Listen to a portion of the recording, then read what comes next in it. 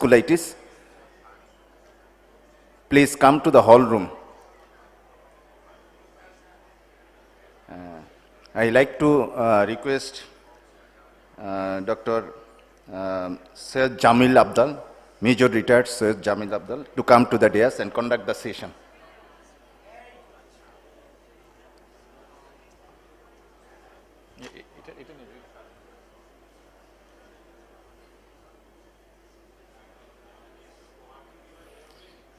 And thank you so much, Dr. Ahmadullah, for inviting me here as a moderator.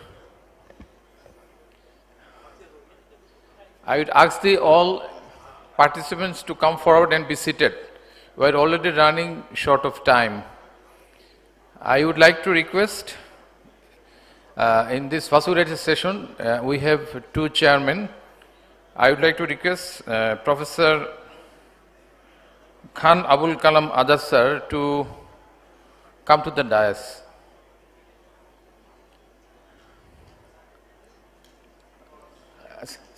I also request another chairperson, Professor Sohail Mahmood Arafat sir. Please be seated. And we have two renowned teachers of Department of Rheumatology who will be speaking on vasculitis. Firstly, I invite Professor Muhammad Nazrul Islam and then Professor Minhaj Chaudhary sir to be seated to start the session. Minhaj sir, please.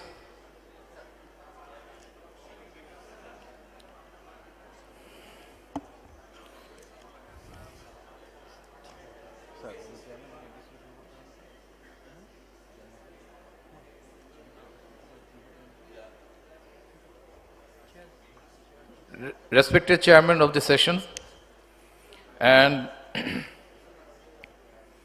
the learned audience, there are two topics. Firstly, digital ischemia, is it for vasculitis or vasculopathy, which will be delivered by Professor Muhammad Nazrul Islam, and the second session will be on Veset vasculitis, which will be delivered by Professor Minhaj Chaudhary. I would like to highlight Professor Muhammad Nazrul Islam. Dr. Muhammad Nazrul Islam, Professor of Rheumatology, was born in Saidpur Nifamari. In his bright medical career, he stood first in the final medical exam in the year 1986 and obtained FCUS MD both degrees in internal medicine in 1997. As a scholar, he completed a clinical fellowship in rheumatology from Perth Hospital of Western Australia. Professor Islam served the Department of Rheumatology, BSMU, as chairman and is currently serving the department as a regular faculty and holding the charge of course coordinator. He received many awards from APLAR, that is Asia Pacific League of Associations for Rheumatology, and EULAR, European Alliance of Association for Rheumatology, and he participated in many national and international conferences as an invited speaker. He has 110 publications in different international peer-reviewed journals and national journals. He is the Vice President of APLAR, Associate Editor of International Journal of Rheumatic Diseases, Associate Editor of Bangladesh College of Physicians and Surgeons, and founder member and at present Vice President of Bangladesh Rheumatology Society. He is a life member of Indian Rheumatologists Association, Association of Physicians of Bangladesh, also Bangladesh College of Physicians and Surgeons, Bangladesh Medical Association, and Platinum member of CRP at Sabar. He is the chairman of Professor Nazrul Foundation and Research. He runs the Modern One-Stop Arthritis Care and Research Center as director. I would like to request our first presenter, Professor Muhammad Nazrul Islam, to come to the dais to start his deliberation.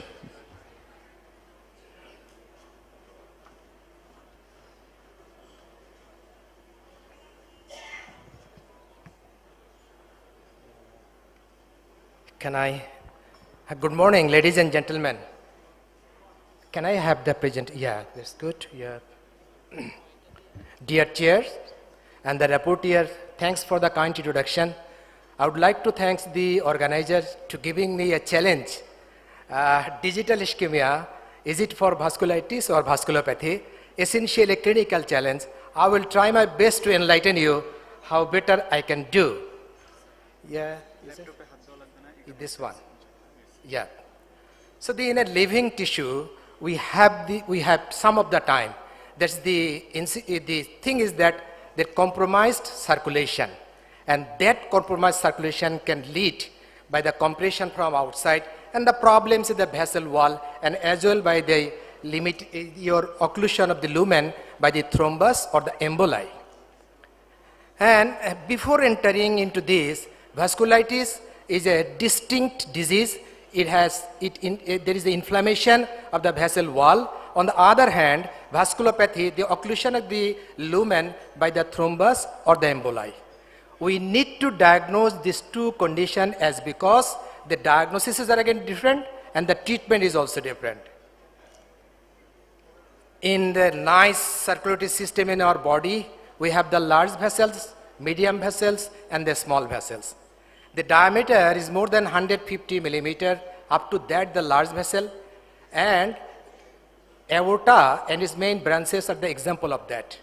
And dimensions between the 150 to 50 millimeter, it is the medium vessels, and the less than that, less than 50 millimeter goes for the small vessels.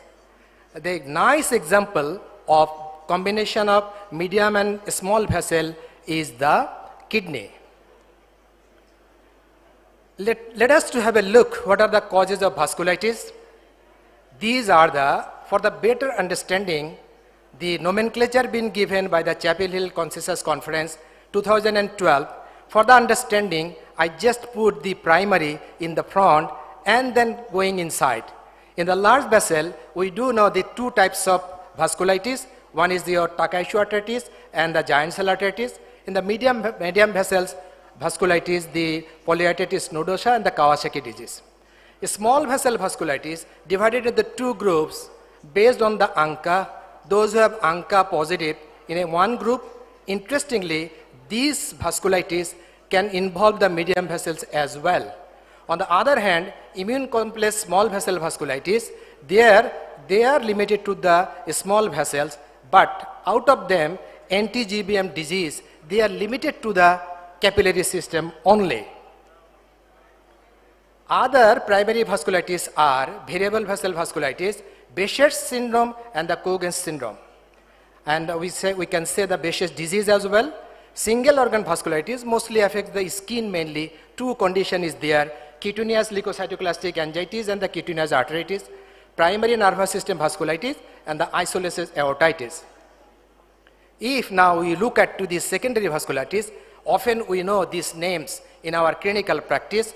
This is the systemic vasculitis associated with the systemic disease, SLE, rheumatoid arthritis, sarcoid vasculitis. On the other hand, vasculitis associated with the probable etiology, the three viruses or infections are the main domain is that C virus related, B virus related, syphilis related. Other the important one, drug associated immune complex vasculitis and drug associated with the ANCA associated vasculitis. Cancer is another important player of making the vasculitis associated with the probable etiology. Now, all the name we came to know. Now, who are the differentials of that vasculitis? These are the mimics of large and medium vessel vasculitis. We have to keep in mind as because these differentials may mislead us to make the primary vasculitis as a diagnosis. Infections, acute and chronic, related to that, IgG related disease, fibromuscular dysplasia, relapsing polychondritis, and seronegative arthritis. And hereditary disorders, these are the Marfan, Ehlers-Danlos, neurofibromatosis. Segmental arterial meridiosis, malignancy mostly affect the medium vessels. These are the lymphoma and the leukemia. And the small vessel vasculitis is again important to keep in note that we do have a different types of skin presentation.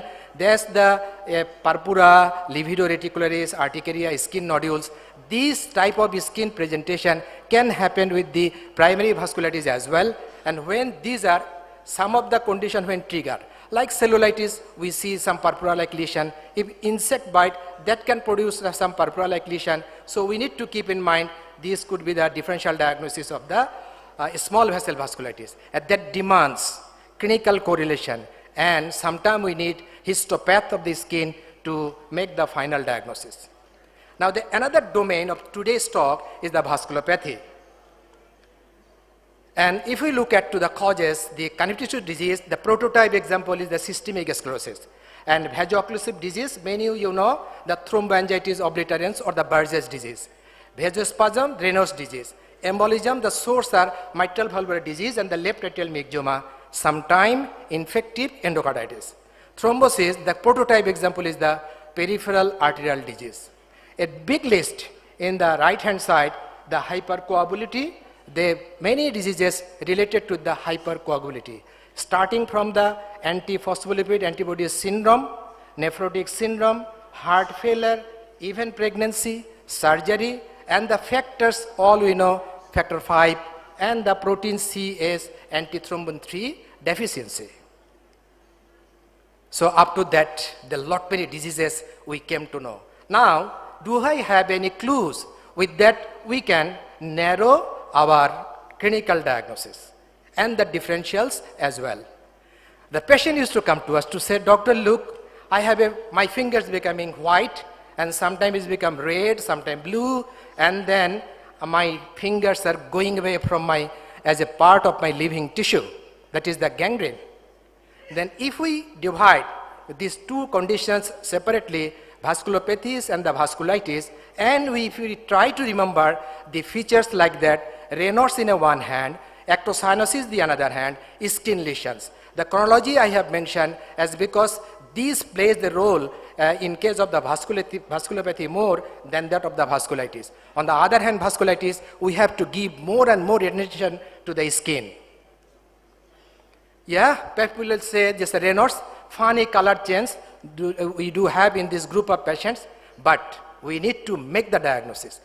For diagnosis, 3 questions is very vital. Your fingers or toes are sensitive to cold?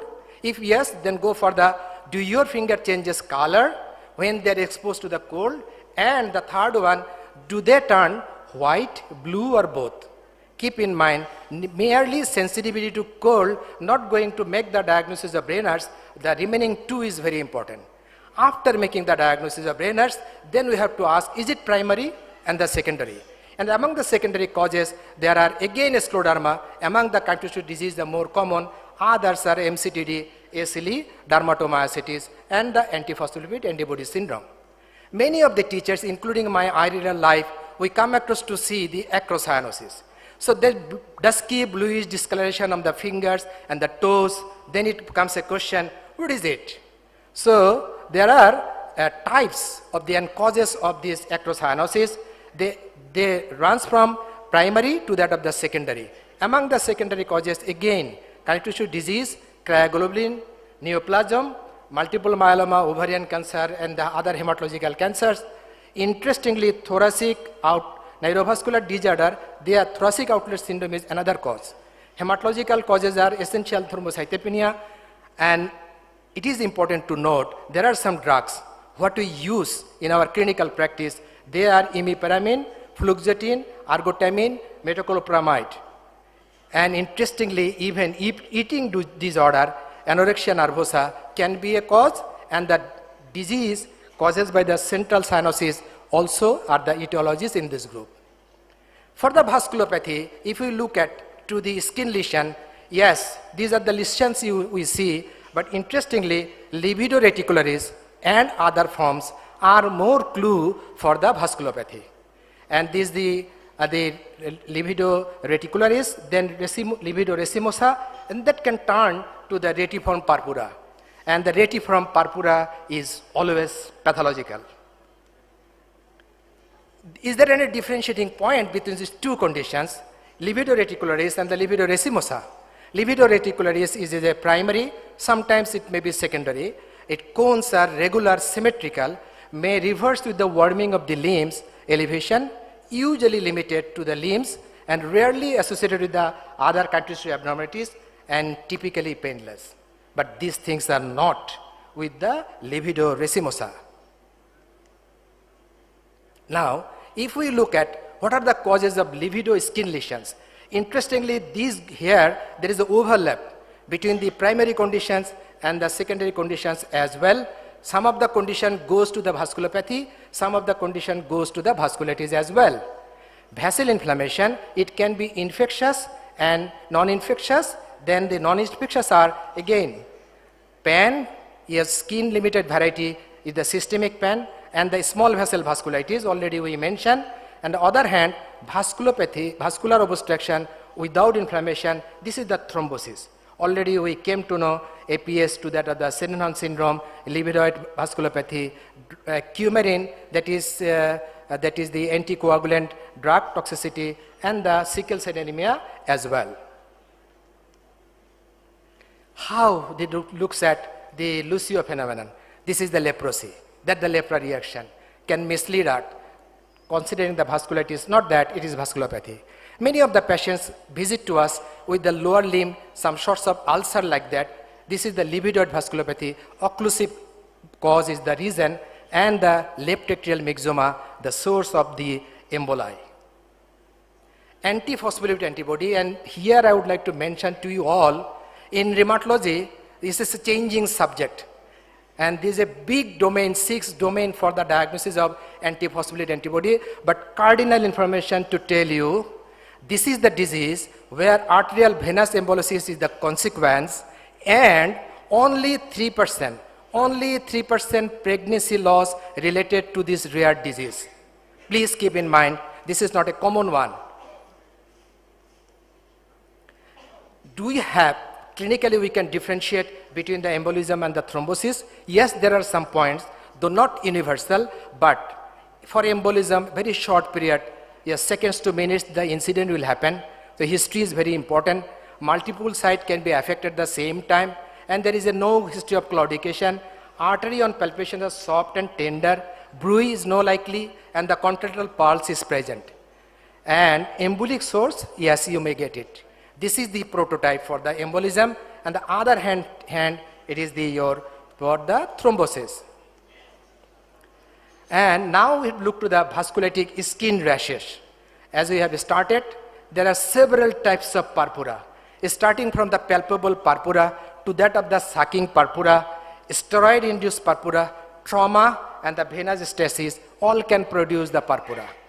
Out of that purpura, we will pick up which one is important for the vasculitis. Skin rash, the malar rash looks like the interesting. The people are using the mask, someone can develop the malar rash. And other than that, urticaria, hips, and the lupus skin rash we can come across. So what's the clue from the skin, seeing the skin rash, can we suspect vasculitis? Yes. Number one, and the most important one, is the palpable purpura. It happens in the lower limbs symmetrically. You have to prove it by 2 ways. One is your diascopy, then if no blanching, and the in between the area with diascopy, blanching is there.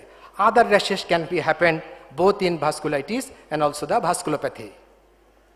So how we can differentiate, is there anything clinically we can differentiate between the vasculitis from the vasculopathy? For vasculitis, there are some specific words. The terminology is specific. The systemic feature is yes. Inflammatory marker raised. Vessel inflammation is the yes. Fibrinoid necrosis in biopsies, yes. And cause of blood flow obstruction is the luminal narrowing. And role of immunosuppression is yes, but on the other hand, vasculopathy is not. Why? Skin is important in vasculitis. Most of the vasculitis, they do have two features. One is the skin involvement and the skin limited variant. So if we again take care while taking the history and keeping this point in mind, so it can help us to make the clinical diagnosis specifically.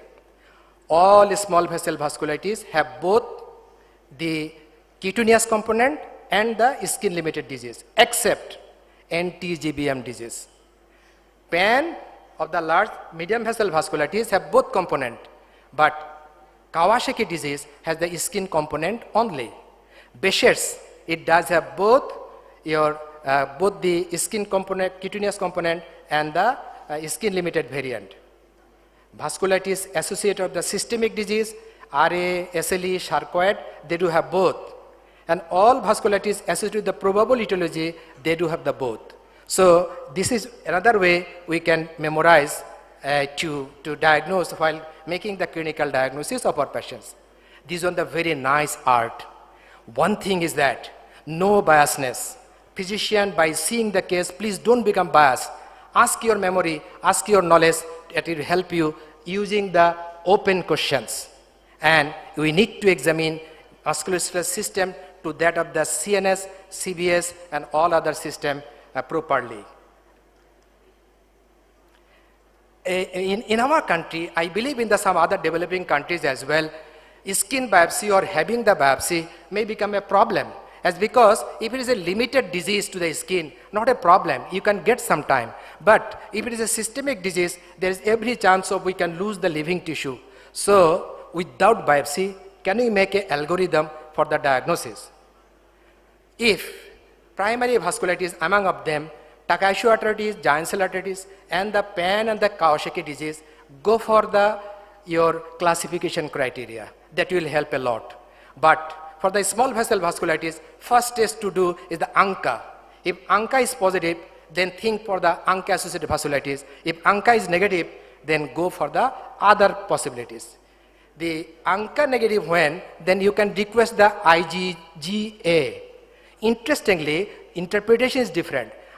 Mere rise of IgGA not going to tell the diagnosis. High titer correlated with the diagnosis. So IgA is positive, then Henoch-Schulin purpura we can consider, and if it is negative, then check for with the cryoglobin.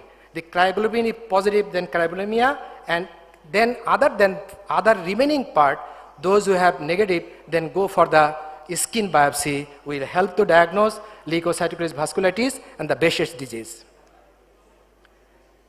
There are many tests. There are but basic some tests, routine tests, CBC, creatinine, HGPT, X-ray, urinalysis, sometimes the routine culture we have to do.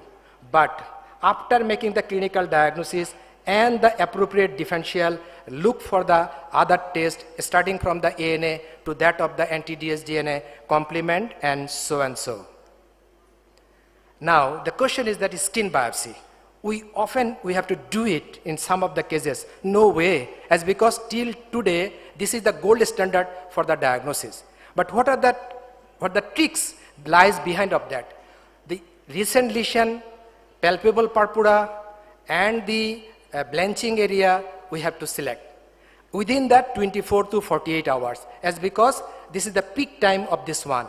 After 48 hours, immunoglobulin goes away from their site.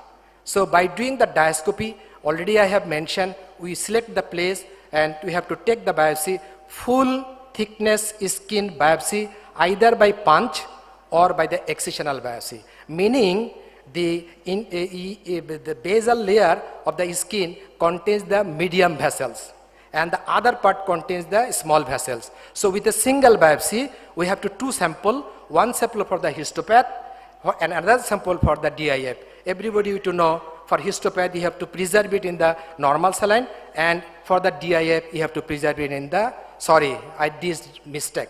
For the histopath we have to preserve in the formalin, and for the DIF it should be preserved in the normal saline.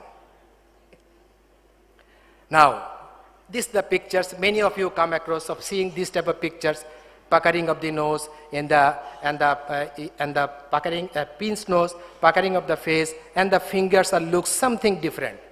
Say this is not the picture is not the case. One case is that 21 years old housewife presented with blackening of the left foot-toe. She gives history of Raynaud's phenomenon, progressive dysphagia, and the fingertips lesion. So now, what is the likely diagnosis? The likely diagnosis is the systemic sclerosis. And if it is the systemic sclerosis, in which group you would like to put? it is in the vasculopathy, not the vasculitis. Another photograph, many of you have seen the rashes in the face and the fingertips has become black. So with this, if I can go back to the one of the case history, 30 years old housewife is the blackening of the right middle finger and the left index and the ring fingers, so and so, having Raynaud's phenomena, polyarthralgia and fever for the 1 month. So what are the two differentials can be? Yes, again, can be a case of SLE and the systemic sclerosis. But if you do the test, anti-DS, DNA and others are positive, final diagnosis is the SLE, and in what group? It is in the group of vasculitis. And some of the people are talking about, this is the picture showing, yes, the cup muscle claudication, finger changes, ulcers, something like that. So a little look to the presence of risk factors in peripheral arterial disease. What are that? Age more than 40 years.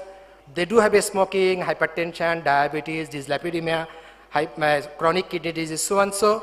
But if we try to keep the 6 points in memory, pain, pallor, paralysis, pulse deficit, paresthesia and poikilothermia, the very suggestive of peripheral arterial disease.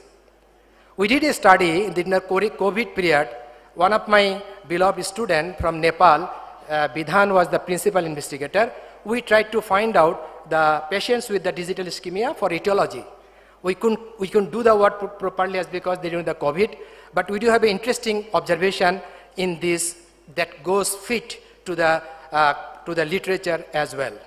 In that series of the patients, vasculitis we have observed in the 15 cases and large vessel vasculitis in 1, that was the Dhaka issue. Remaining others, 14 cases, were the lupus vasculitis, rheumatoid vasculitis, and the dermatomyositis vasculitis. Vasculopathy was in the 10 subject, and out of them, 5 of your systemic sclerosis, and peripheral artery disease in the 4. That 4 is very important for us. We will talk later on. And when we did the analysis and compared the two groups, the variable important for the vasculitis, these are constitutional features: fever, arthralgia, arthritis, CRP, is statistically significant for the vasculitis, not for the vasculopathy. And about the peripheral artery disease, 4 patients was out of them 3 men and the 1 woman. 2 male here, age less than 40 years. 2 subjects had upper limb involvement, 1 male and the 1 female. What we usually know in peripheral artery disease, lower limb is the problem. So in male patient, the risk factor we got, smoking, obesity, diabetes, hypertension, so and so. In female, all of that except smoking. After that, for the rheumatologist and those who are interested in rheumatology practice, I picked up this article as because while going with the literature, there are many informations, and I think it is very important to note, they did a study on the classification and epidemiology of the vasculitis, emerging concept. The first point is that use of classification criteria for diagnosis is inappropriate. So we have to take care while making our diagnosis, as because we may do the mistake, and that mistake may not be the good for our patient's management. So what's the take-home message from my side? Vasculitis, vasculopathy is very important, distinct disorder. We have to diagnose is different, treatment is different. Raynaud's phenomenon, echocyanosis and skin lesions are important clinical clues. Palpable purpura mostly helps the dermatological findings for the vasculitis. Livedo lesions usually indicate vasculopathy. Lesional skin done with deep biopsy need to be taken for the proper interpretation. Typical histopathical changes develop in 24 to 48 hours of the appearance of the lesion. DIP should be interpreted together with history, clinical lab, and histopathical findings. And with this, thanks a lot for your patient sharing. The lighthouse will give the light, and we will manage digital ischemia, vasculitis, and vasculopathy properly. Thank you very much.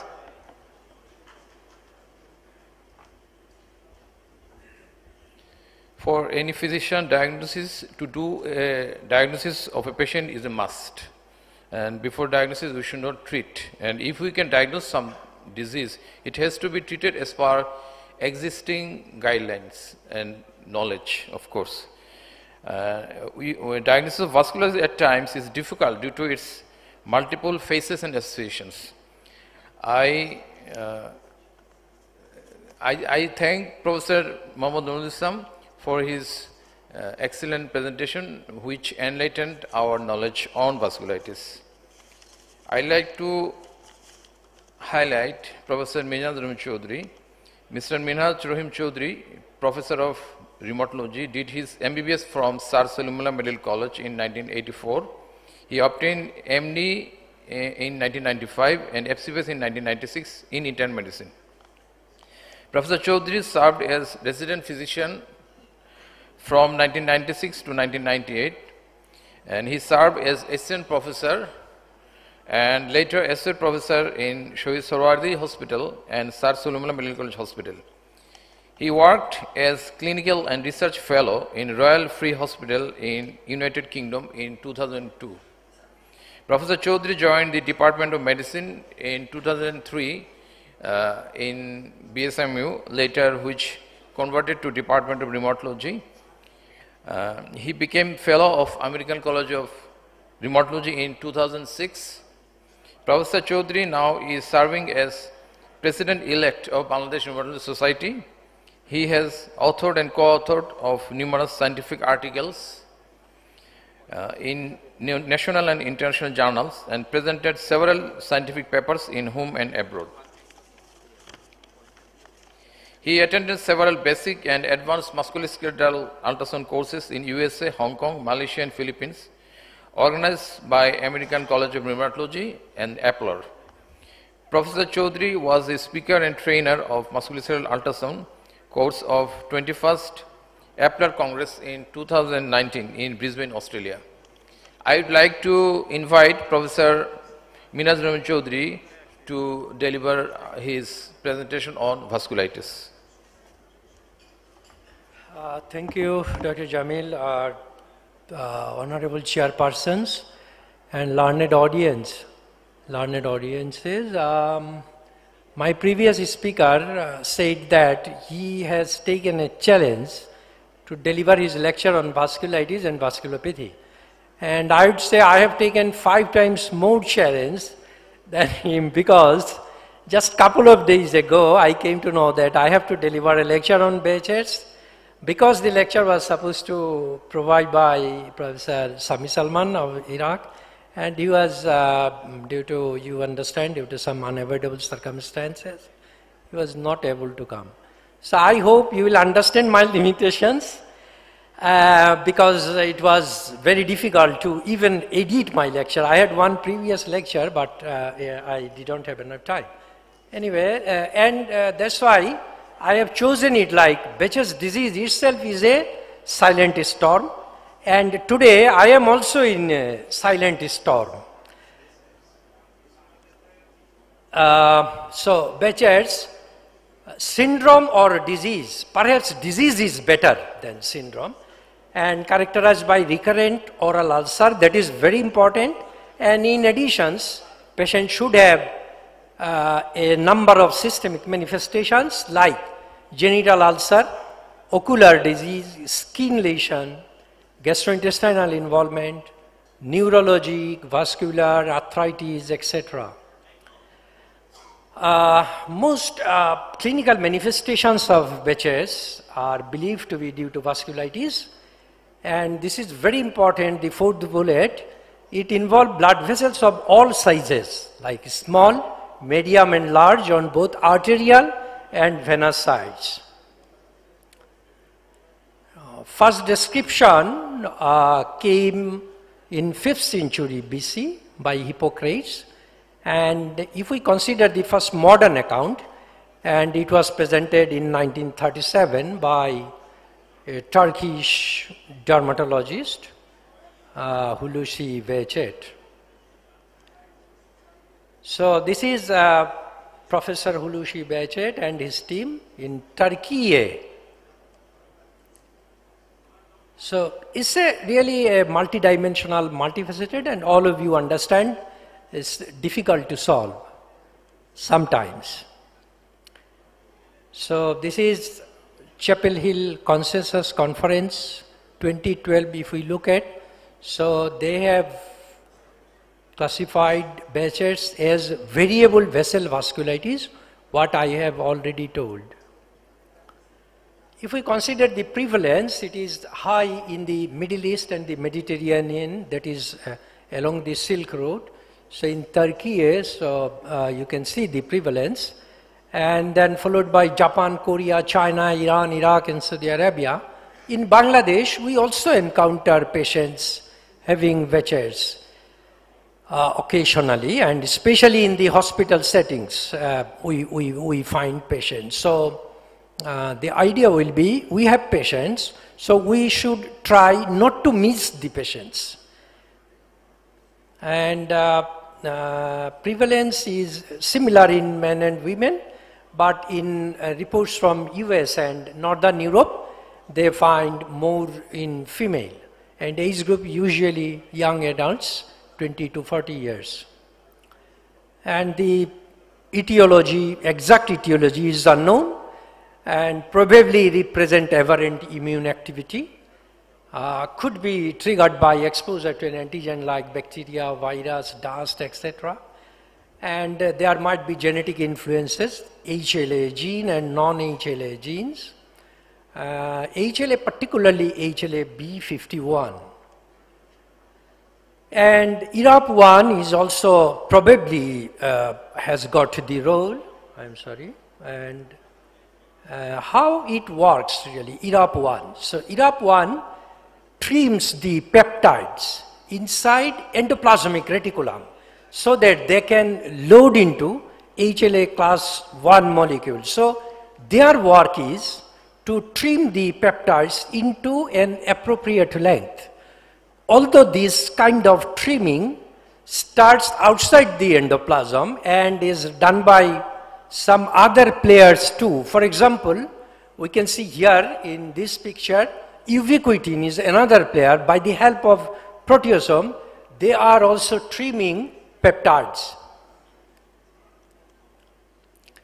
Now let's move to the clinical manifestations.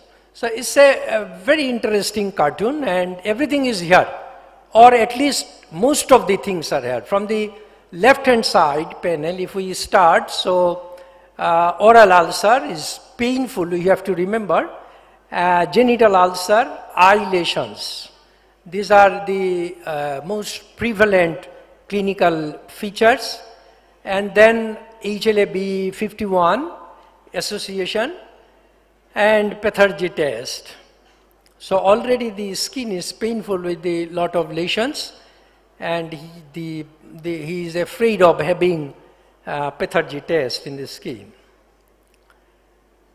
From head to foot, anywhere Behçet's can affect. So we can see here neurological, central nervous system, eyes, mouth, cardiovascular, gastrointestinal, genital area, skin, joints, extremities. Most frequent involvement, definitely the oral ulcer, it almost 100%, and followed by genital ulcers, skin lesions, and then eye lesions, also the arthritis and the other organ involvement I have already mentioned. So oral ulcer,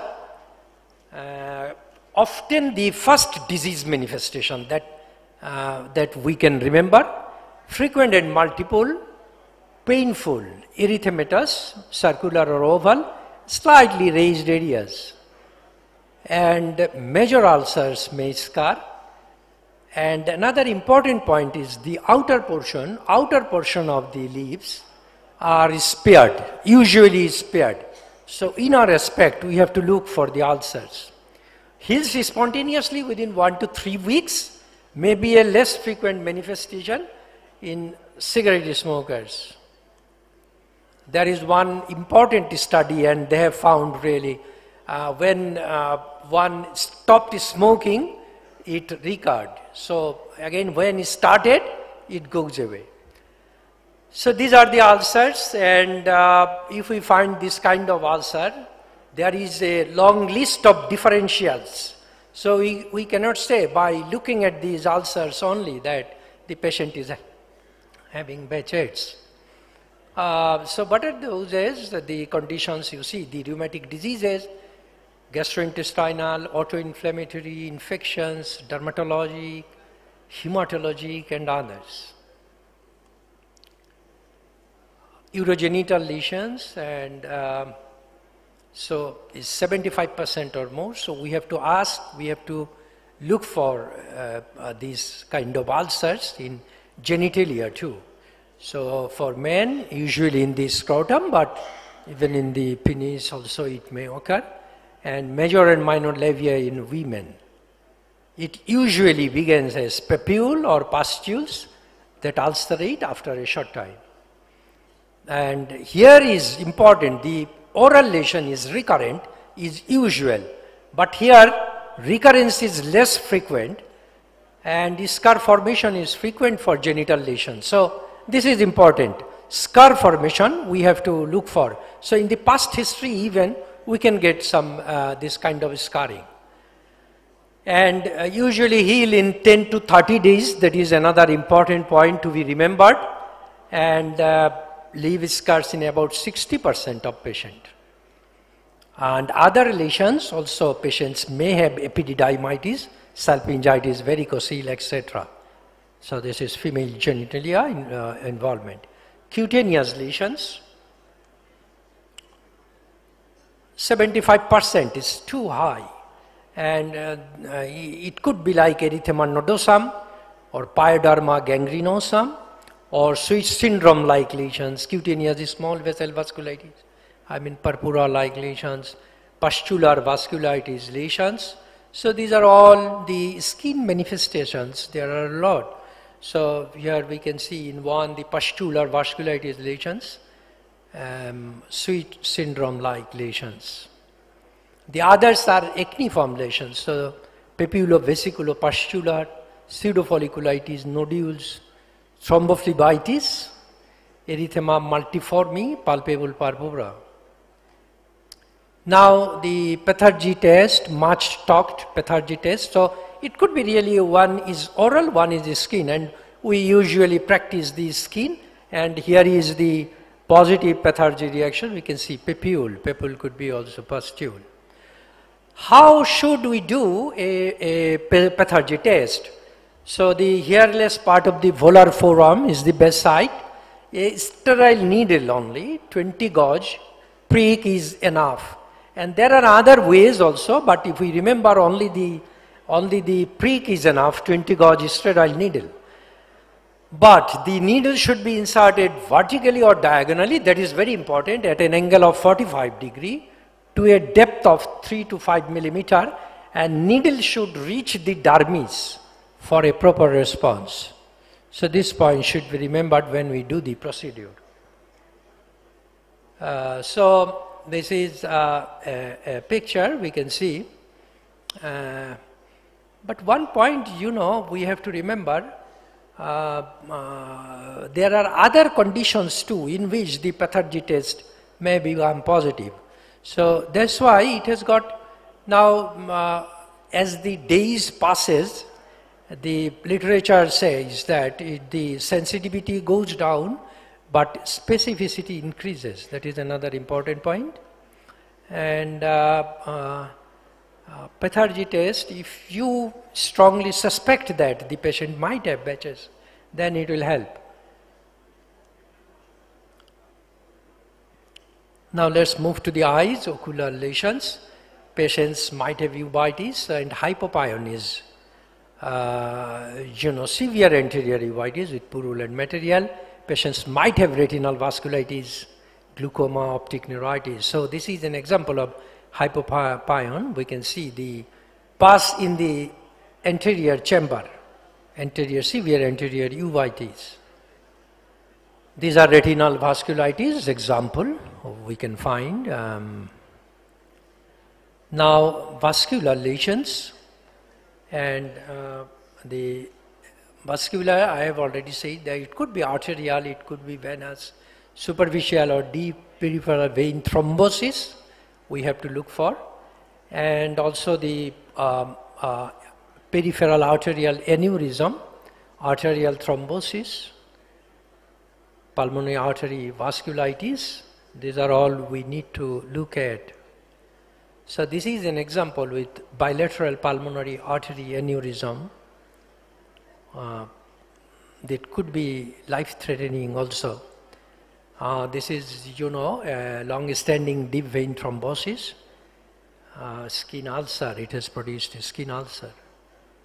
Now, neurologic lesions, usually after first 5 years of disease, and almost never as a presenting feature. And it could be two types, vascular and parenchymal. And patients may present with headache, papilledema. So the vascular one has a better prognosis than the parenchymal involvement. And for parenchymal involvement, patient may develop hemiparesis, all the pyramidal signs patients may have, including sphincter disturbances. Musculoskeletal lesions, a bit comparatively could be less, but usually non-erosive, asymmetric, and non-deforming arthritis. Mostly medium and large joints, most commonly knee, ankle, wrist, so it might mimic spondyloarthritis or reactive arthritis. And there is a long list of gastrointestinal involvement too. Usually it causes mucosal ulcerations, and usually 3/4 in terminal ileum and cecum, and patients may have vomiting, abdominal pain and diarrhea, and a mass often palpable in the abdomen during exacerbations, and ileocecal perforations may occur. We have to keep it in mind. And here in the picture we can see one celiac artery aneurysm in CT angio. So patients may have epididymitis, cystitis, erectile dysfunction, neurogenic bladder. Patients may have, is less frequent although, and often less severe, proteinuria, hematuria, renal failure, mild renal insufficiency. Patients may have cardiac lesions too. And again there is a long list of cardiac lesions, but this is uncommon. But we have to keep it in mind, it may occur.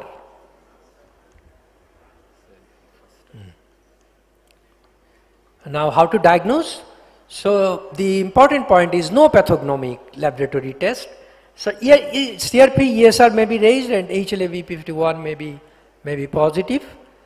And now, when to consider the diagnosis? When we should think that it might be, patient might have Behçet's. So if one presentation is like recurrent oral aphthal ulcer, but we have to remember again, Behçet is rare. Recurrent oral ulcer is common, but Behçet is rare.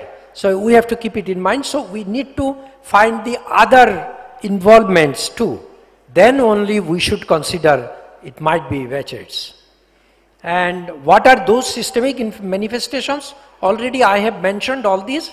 But we have to remember again the ocular diseases, skin manifestations, genital ulcerations we must not forget. So there are criteria. In 1990 they first proposed these criteria. It was later in 2008 it was another proposal was there on a scoring system, and so 3 points were enough. And here is one very interesting classification tree, although they have started with the relevant ocular lesions. So one is positive, then we have to find the other and find the other. If it is positive, then we can say in the end it could be Behçet's. Now just one slide for treatment. The only important message is, usually we do not need systemic steroid if the systemic involvement is not rare. For example, the commonest presentation, what we said, the oral ulcer and the other mucocutaneous and musculoskeletal manifestations, we do not require systemic steroids. Systemic steroid is required only for the systemic involvement. That has to be kept in mind. And what's about the prognosis? Mortality and morbidity high in young male patients, and main causes of death we have to remember: pulmonary artery aneurysm, that is major vessel disease, and also neurologic involvement. And one interesting point is, if we can pass time, so disease typically abate after 40 years of age. Eye inflammation and greatest eye damage occurred during the first 2 years, and loss of useful vision occurs in about 20% of patients despite adequate treatment. That is the unfortunate side. I am sorry. Yes, and these are my references. Thank you for the patience here.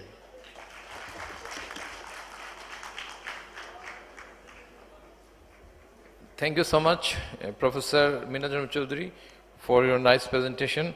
We are running extreme short of time, so I would like to request Professor Khan Abul Kalam Azad for a short concluding remarks.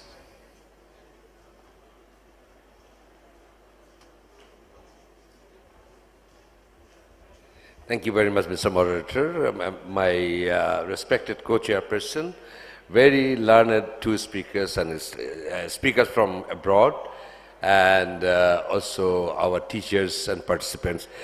Now, this session was a very important one for the practitioners, because you know the vasculopathy or vasculitis, whatever it is, that we have to understand that exact nature of the disease, because at many times we ignore the diagnosis and we may not diagnose it properly.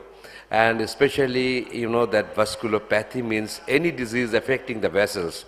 But if you see that rheumatological classification of vasculitis and vasculopathy, the vasculitis when the vessel wall is involved, and the secondary changes which occur involving the lumen also. But the vasculopathy mostly degenerative, inflammatory, and also you can see that the emboli or thrombus are the main features in vasculopathy. It was clearly depicted, a good synopsis was made by Professor Nazrul Islam.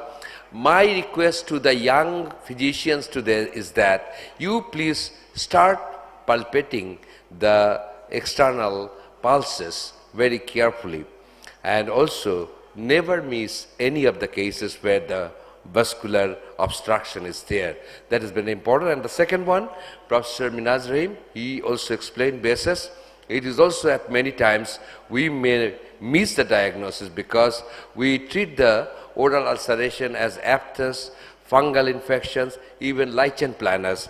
But thinking of basis is very important, because you know that basis can involve multiple organs inside the body and can have a fatal outcome. So both the conditions were important to listen to, and so definitely I hope that we could learn so many things from the two learned speakers. Thank you very much. Thank you so much, Professor Khan Abul Kalam Azad. I would like to request our second chairperson, Professor Sohail Mahmood Arafat, for his valuable concluding remarks. Assalamualaikum. It's almost good afternoon here. So I'm delighted to be a part of this August ceremony. So as time is short, I'd like to say only three things regarding vasculopathy. As a clinician, what we come across, if we find absent pulses in upper limbs, nowadays I think we should also take the consideration of coronary angiography procedures. Who have a radial approach, sometimes they make the pulse absent, sometimes they make people that is a vasculopathy. So we have to consider that one. Another important issue, cervical dips for our perspective. Another important issue during biopsy, I think some necrosed tissues there, we should take the biopsy from the healthy as well as necrosed part. Sometimes in a practical life, we see some persons of biopsy only from a necrosed tissue, making a diagnosis very difficult and making the procedure of no use. Regarding basis, very simple. Oral ulceration, genital ulceration, skin rash, and arthritis, very components, we have to rule out basis. So that's all from my side. Thank you very much. I have a good chance to listen to wonderful lectures to most eminent rheumatologists of my country, who has, I am sure, which have enriched our knowledge, all practicing even outside the rheumatology. Thank you. Assalamu alaikum. Thank you so much, Professor Sohail Mahmood Arafat. I would like to request our first chairperson, Professor Khan Abul Kalam Azad, to deliver a crest to our first presenter, Professor Muhammad Nazrul Islam.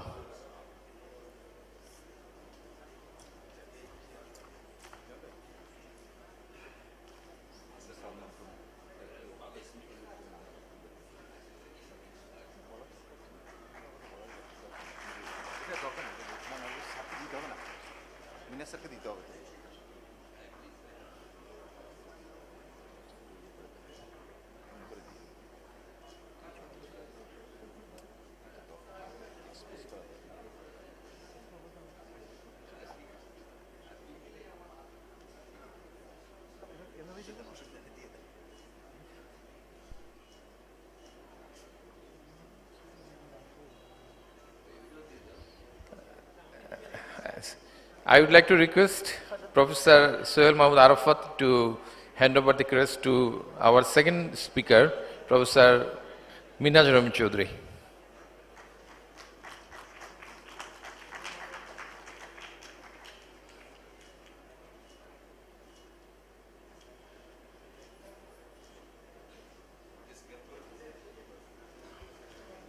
Thank you so much for patience hearing.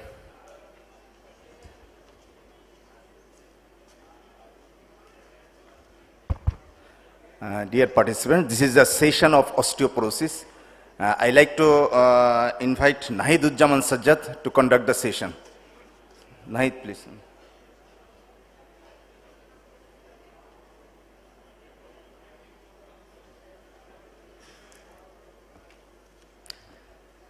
Dear participants, Assalamu alaikum.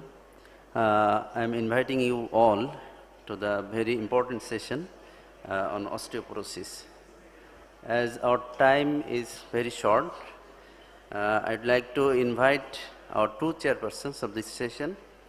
First chairperson is Professor Dr. M.K.I. Qayyum Chaudhary. He is Director General cum Honorary Professor of Orthopedics in Bardem General Hospital, Bardem Academy and Ibrahim Medical College. Sir is Governor of American College of Physicians, Bangladesh chapter, and also the proud member of the team who established the rheumatology clinic at IPGMR. I would like to invite Professor M.K.I. Qayyum sir to come and chair the session. Our second chairperson is Professor Dr. Shujat Pal. He is the principal of Marine City Medical College, Chittagong, and he is ex-chairman of the Department of Internal Medicine, and he has many publications in rheumatology. I would like to invite Professor Shujat Pal sir to come here and chair the session. Shujat Pal sir. Shujat Pal sir.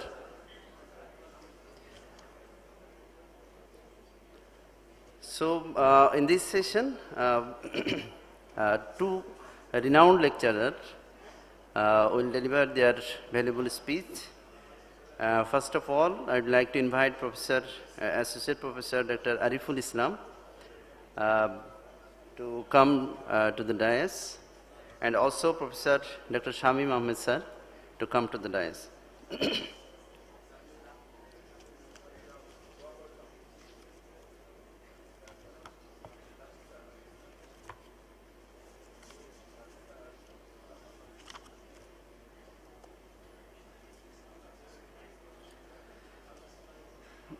Our first lecturer will be Dr. Muhammad Ariful Islam. Mr. Ariful Islam is currently working as an associate professor at the Department of Rheumatology, Bangabandhu Sheikh Mujib Medical University. He obtained his MBBS from Dhaka Medical College and also FCPS degree from Bangladesh College of Physicians and Surgeons. He also obtained his MD degree on rheumatology from Bangabandhu Sheikh Mujib Medical University. He has an immense interest in musculoskeletal ultrasound and completed the Euler Introductory Ultrasound course in 2017 and attended many international musculoskeletal ultrasound workshops. He is a life member of the Bangladesh Rheumatology Society and the Association of Physicians of Bangladesh. He has participated in and presented at national and international conferences. He has 20 publications in the various journals. I would like to invite Dr. Muhammad Ariful Islam to deliver his speech.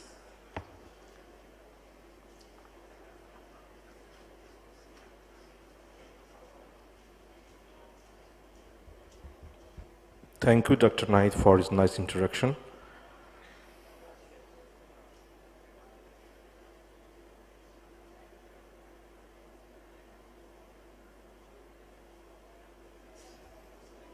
Presentation.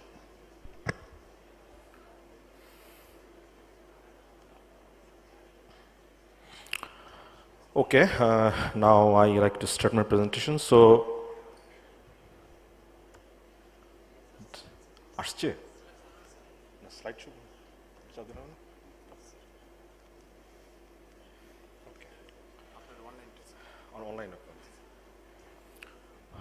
okay, so this session is osteoporosis. So I am going to tell about the evaluation part, the measuring strength, a deep dive into osteoporosis evaluation.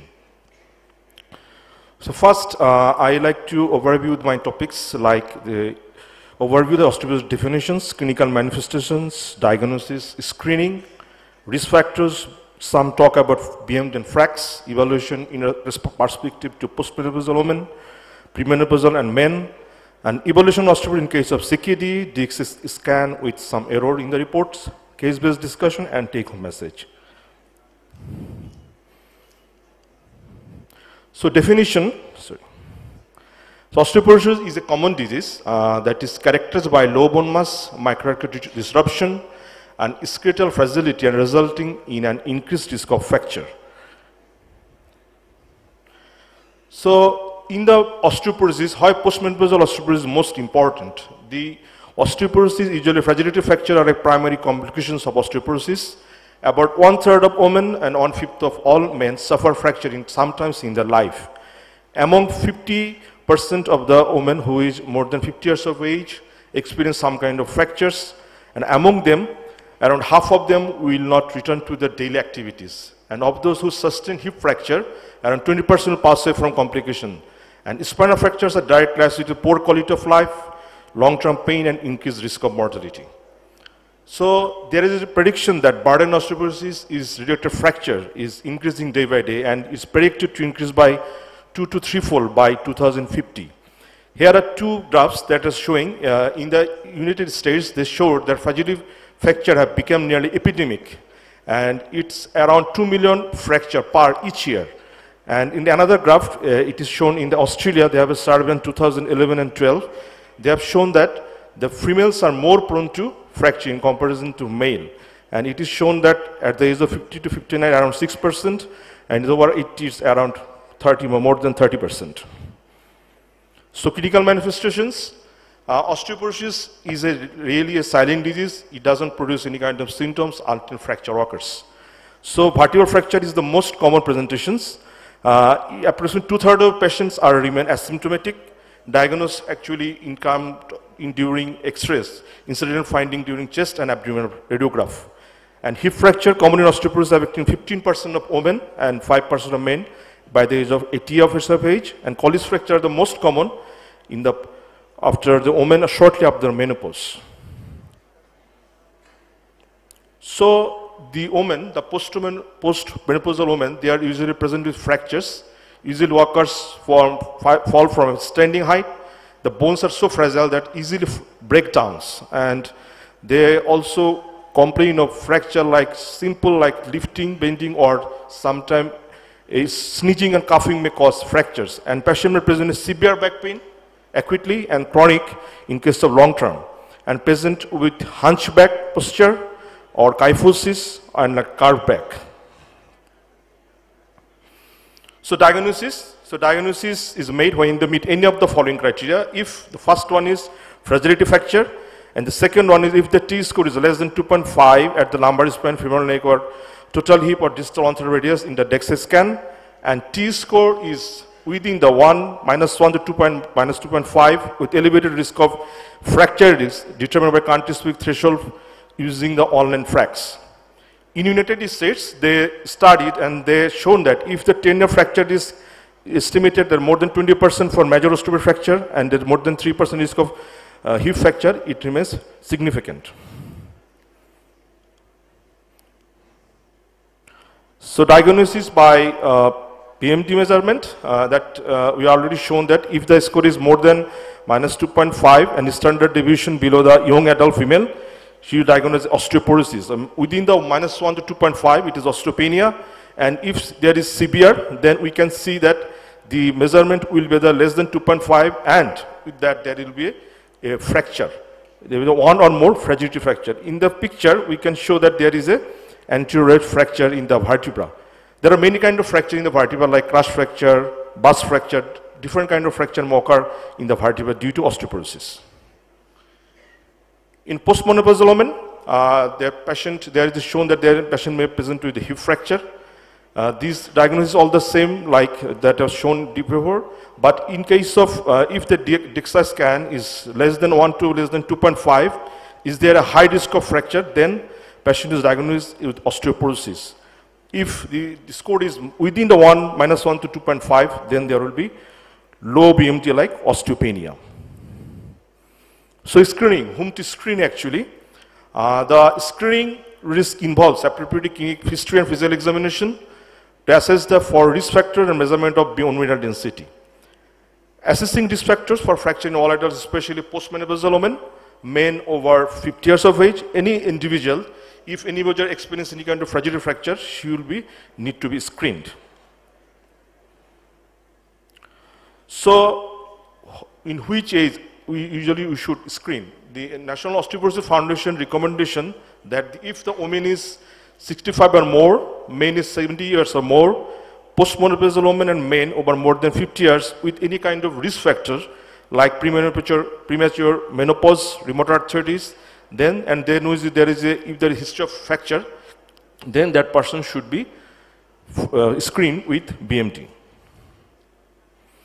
There are the risk factor that's shown in the different studies like advanced age, previous fracture, long-term glucocorticoid therapy, low body mass weight, the parental history of hip fracture, cigarette smoking, excess alcohol. These are the risk factors independent of BMT which may predict the future risk of fracture. Among these fracture risk factors, advanced stage and previous fractures is the most important one. So what is BMD? Now some talk about BMD. The BMD actually measures the bone mineral density and it plays a role in the diagnosis and management. The results are presented in the BMD like three things that I've shown. Like it can be measured the hip density gram per centimeter square, Z square, the number of standard deviation above or below the mean for patient age 6 matched person, and T score, the number of standard deviation above or below the mean for an adult healthy 30-year-old adult. So Z score is age matched 6 percentage compared the standard deviation above or below, and T score with the healthier adult 30-year-old. There is an important consideration that we should do during BMT. If the patient is like more than 50 years of postmenopausal or men, then there is the aortic calcification and there is a maybe change of lumbar spondylolysis, the degenerative change. So we have to consider this thing because sometimes BMT of the lumbar spine may give high result. So we need extra correlation. So these are the scores shown by the BMT, which is something that I already mentioned. This part is important. I think that in our country, this report is lacking in the BMT reports, that vertebral fracture risk assessment. It is done in the same time when the DEXA scan is done. They're using a specific software to assess the risk fracture of the vertebra, because in many times the vertebral fractures are asymptomatic that cannot be detected by the normal DEXA scan. So if we can incorporate the vertebral fracture risk assessment, we can especially predict how much increase of future risk. These BFA recommendations is if T-score is less than 1 to 2.4 and age more than 70, height loss more than 1.5 inch, if patient have back pain or kyphosis, or if T-score is -1 to 2.4 with 2 or more this risk factor like age 60 to 69 years, height loss 2 to 4 centimeter, non-vertebral fragility fracture, and secondary osteoporosis the cause. If we cannot do the BFA fracture risk assessment, actually, then we can go for thoracolumbar X-rays. CT or MRI have been used as alternative to evaluating the spinal risk. So some talk about the FRAX. In 2008, the University of Sheffield launched a fracture risk assessment tool, the FRAX. So using the FRAX, we can predict the 10-year risk of fracture by some factors, like 12 factors that we considered for assessing the fracture risk assessment. And if the high risk is known, if the hip fracture is more than or equal to 3% and major osteofracture more than 20%. So femoral neck BMD is preferred when it is calculating, and may undergo fracture risk in younger patient and overestimate the older patient when BMD is not used. So before treatment and before diagnosis, we all go to the BMD score. I've shown the later on, and usually FRAX is used for untreated patient from the age 40 to 90.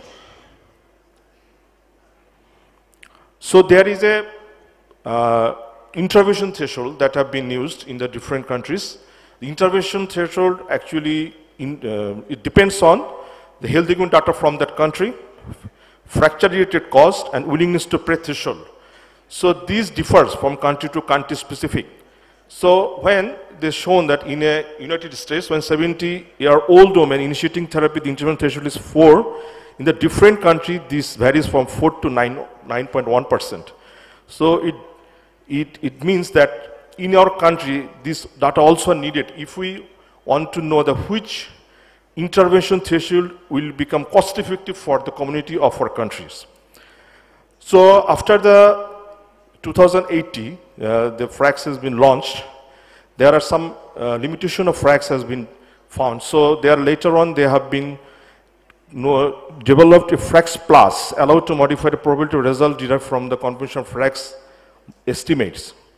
Like the recency of hospital fracture, if there is history of recent fracture, there is a more chance of fracture higher than the average glucocorticoid, because in the FRAX they have also mentioned the glucocorticoid yes or no. There is no duration, there is a dose, how much the patient is taking. Information regarding trabecular bone score, number of fall in previous year, duration of diabetes mellitus, hip axis length, and concurrent information of the lumbar BMD. So the limitations are, there is a lack of extensive validation in the treated patient. The FRAX data is already getting from the 26 cohort. There are many countries that don't have the data of their patients, like the Asian country, like our country. So there is a limitation of FRAX. Lumbar spine BMD, that is much lower than the femoral neck BMD. FRAX is likely to underestimate the fracture risk. Sometimes over or underestimate the fracture risk in individual patient, because I already mentioned that if the patient is taking on glucocorticoid, the response will be yes or no, but the risk is differs in terms of dose and duration of the steroid. Here the United States, they shown that if the steroid is getting steroid like 70.5 milligram per day for more than 3 months, then the 10-year probability of major osteofracture may be increased by 15% and hip fracture by 20%. So this factor need to be considered in the FRAX. And lack of consider all risk factors, they are only shown the fractures. But if there is a multiple fracture, recent fracture, these are need to be incorporated in the FRAX for the development and further assessment of the fracture risk. So trabecular bone score, this texture has been, we can find from the DEXA image. Trabecular bones are the bones of at the end of the long bones.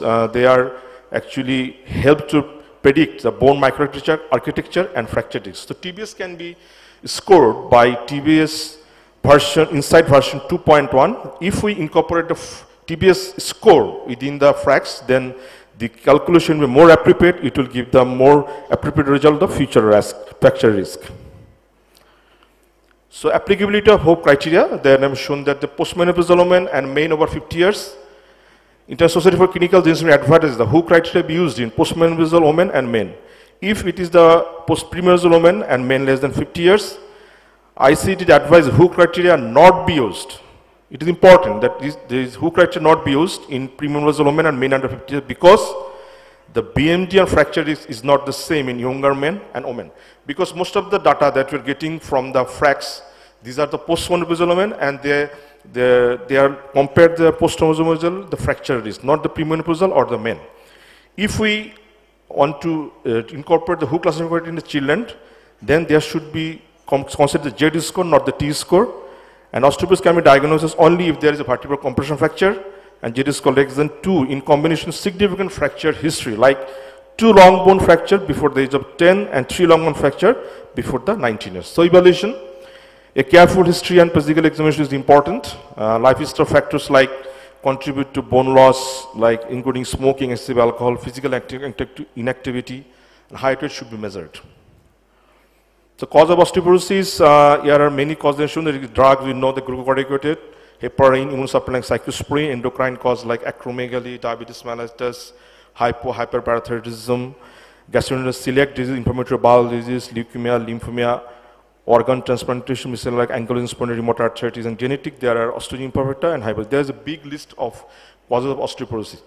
So we have to consider differential in case of osteoporosis to find out the etiology in the perspective of the age difference. So in postmenopausal women, the commonly we go for investing like CBC, serum calcium, phosphorus, albumin, total protein, and alkaline phosphatase, 25 grams of vitamin D.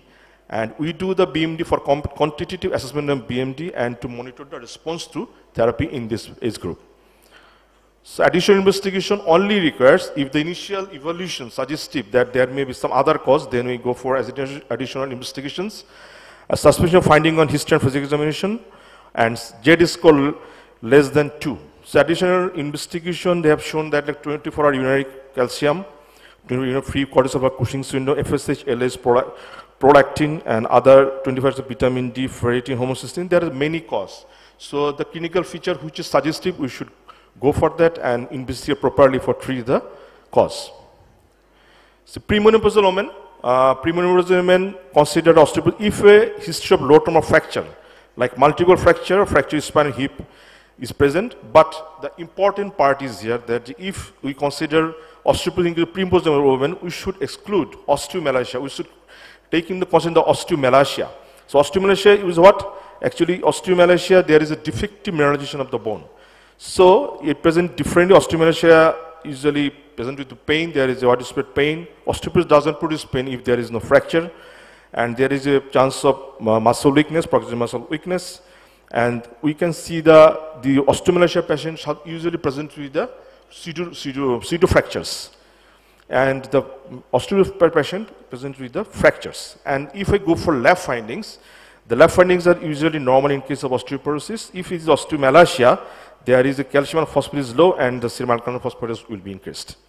And if premenopausal women with low BMD and active condition or medication exposure like celiac disease and anorexia nervosa, glucose therapy or other confers the high risk of bone, then there is a risk of fracture. A secondary cause of bone loss, we should evaluate if there is Z score less than 2.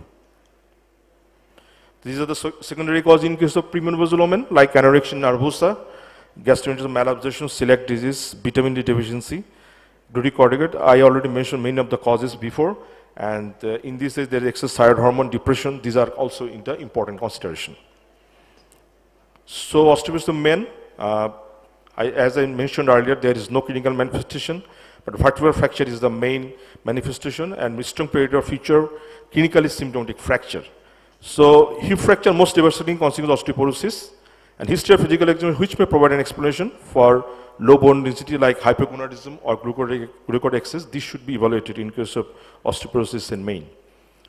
So less than 50 years of age, then osteoporosis is defined by lower than expected BMD for age like Z score plus a fracture or a major risk for osteoporosis is needed. If it is more than 50 years, then the T score less than 2.5 or a presence of fracture, fracture will diagnose a case of osteoporosis in case of men.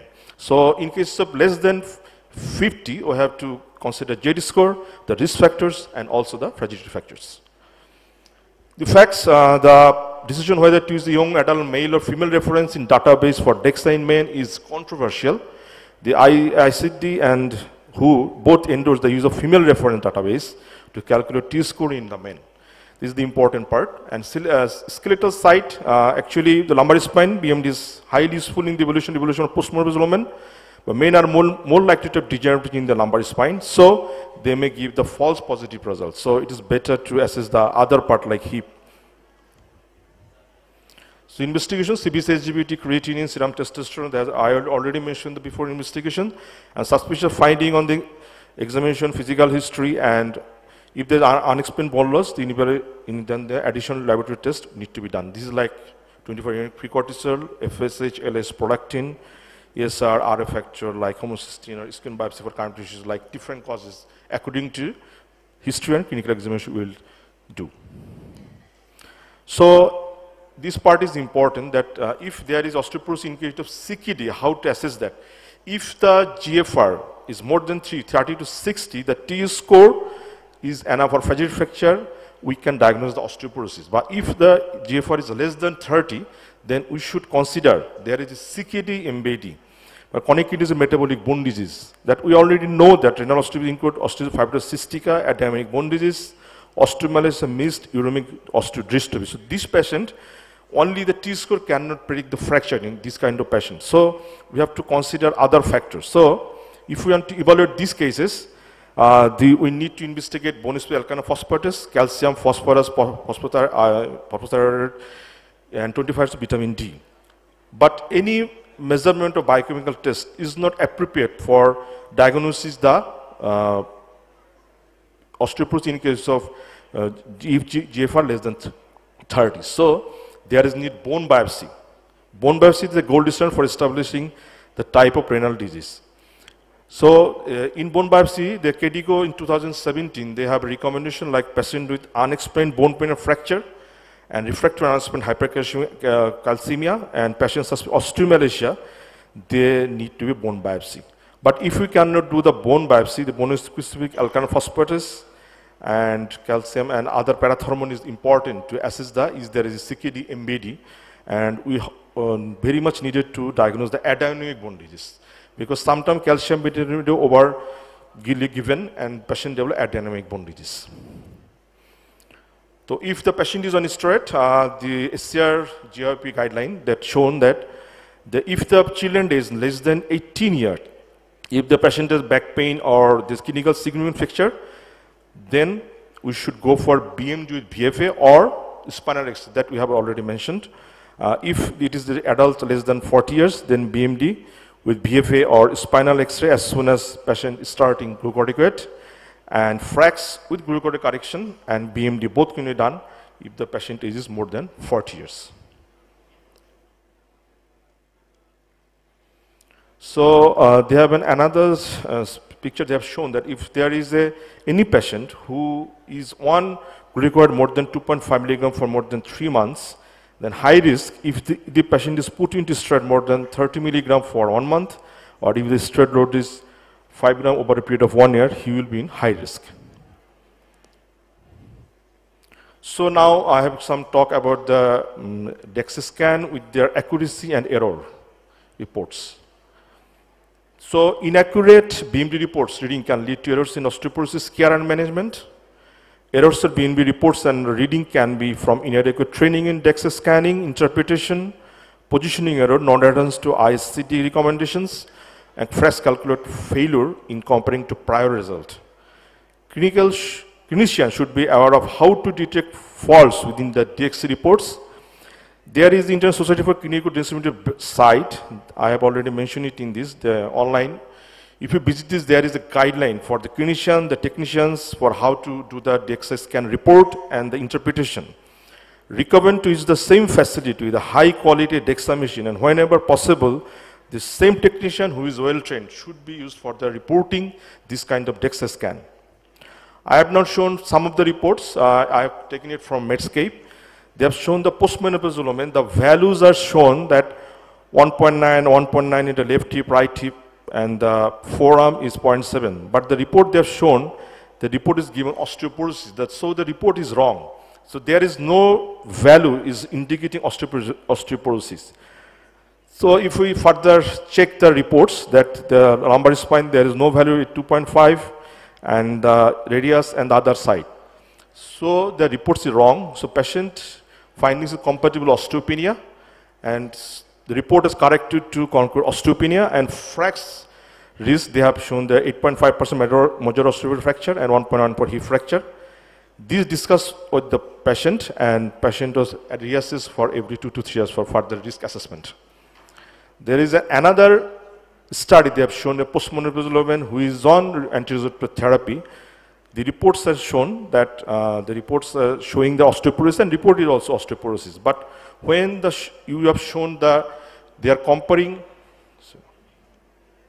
the reports, they have shown that they label the lumbar spine incorrectly, mislabel the incorrect lumbar spine. So they given the report comparing the miscorrectly with the lumbar spine 1, 2, 3 label wrongly.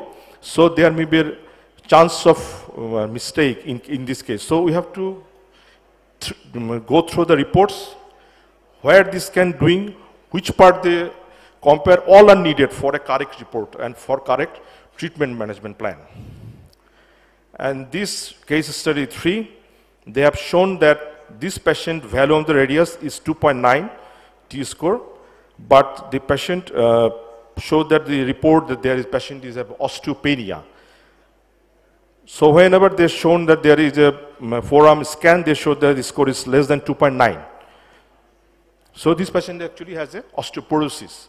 So the report attended to reflect the correct osteoporosis, and these report are when done, they replace the vitamin D, and this patient, as he has a GERD, the patient is treated with zoledronic acid. So BMD reports interpretation are very much important. So we have to see the individual scanning, which part of the bones are scanned and what is the inference, and the final report. We all have to screen it and we have to see it. In the hurry practice, we just only go for the reports. We don't see which part it is scanned.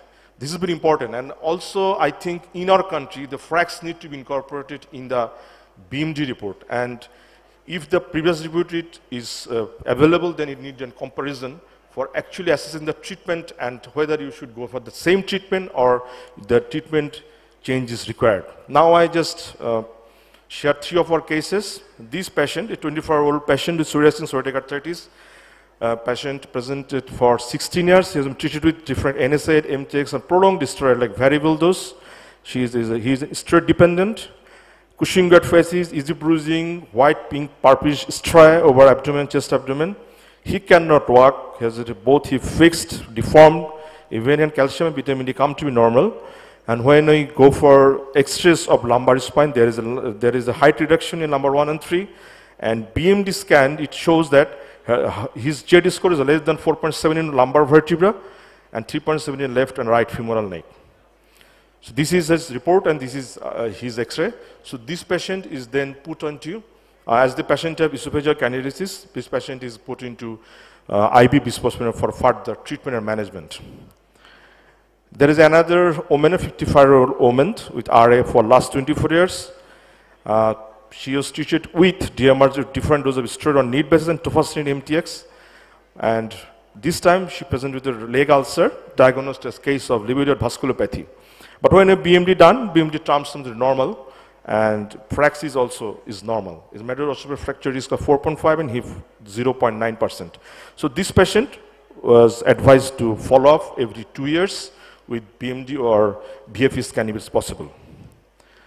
Case 3, this 65-year-old lady presented with chronic low back pain. Her serum creatine calcium is normal, and vitamin D is low, it's 18 nanogram per ml. And when BMD done, it's found to be osteoporotic range in left forearm and also in the lumbar spine, it's osteoporotic range. And her fracts reveals major osteoporotic fracture 16% and hip fracture 8.3. If we classify this case as like previously I mentioned that this will be a case of severe osteoporosis. So patient need to be treated with anabolic therapy. But as the patient cannot afford, we treat it with her IV zoledronic acid. So last, the take-home messages. we should be, I already shown that postmenopausal women are very much prone to develop fractures. We have to be very much empathic and sympathetic to them and to assess correctly. So early detection is crucial for osteoporosis, as being asymptomatic may increase morbidity. BMD testing via DXA scan is most relevant diagnosis to osteoporosis. FRAX helps calculate a tenor probability of fracture by incorporating clinical risk factors. Secondary causes of osteoporosis should be considered, ruled out through medical history and laboratory testing.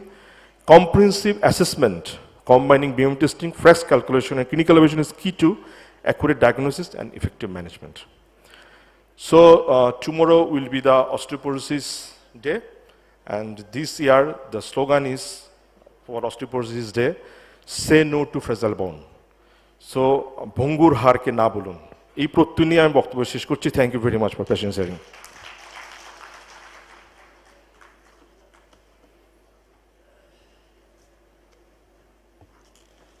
Thank you so much, Dr. Ariful Islam, for your nice presentation. Osteoporosis is highly prevalent condition, and the global prevalence is 19.7%, and it's further higher for the postmenopausal woman, and it is 35%. And this condition is underdiagnosed, sometimes neglected, and also maltreated. So management of osteoporosis is very much important. And on this topic, our next presenter is Professor Dr. Shamim Ahmed. Dr. Shamim Ahmed is Professor of Rheumatology, and he born in 1972 in Matlob North, Chandpur, and graduated from Dhaka Medical College in 1997. Subsequently, he joined Bangabandhu Sheikh Mujib Medical University as a resident physician in 1999. In 2005, he obtained his FCPS degree from Bangladesh College of Physicians and Surgeons. Dr. Ahmed joined as Assistant Professor of Rheumatology in 2006 and received an Appler Fellowship in 2007. He completed his rheumatology training at Tan Tuxen Hospital in Singapore. In 2012, he was promoted as Associate Professor of Rheumatology at BSMMU. Currently, he serves as Professor of Rheumatology of this university. His additional responsibility is he is the General Secretary of Bangladesh Rheumatology Society. Now I am inviting Professor Dr. Shamim Ahmed sir to deliver his speech.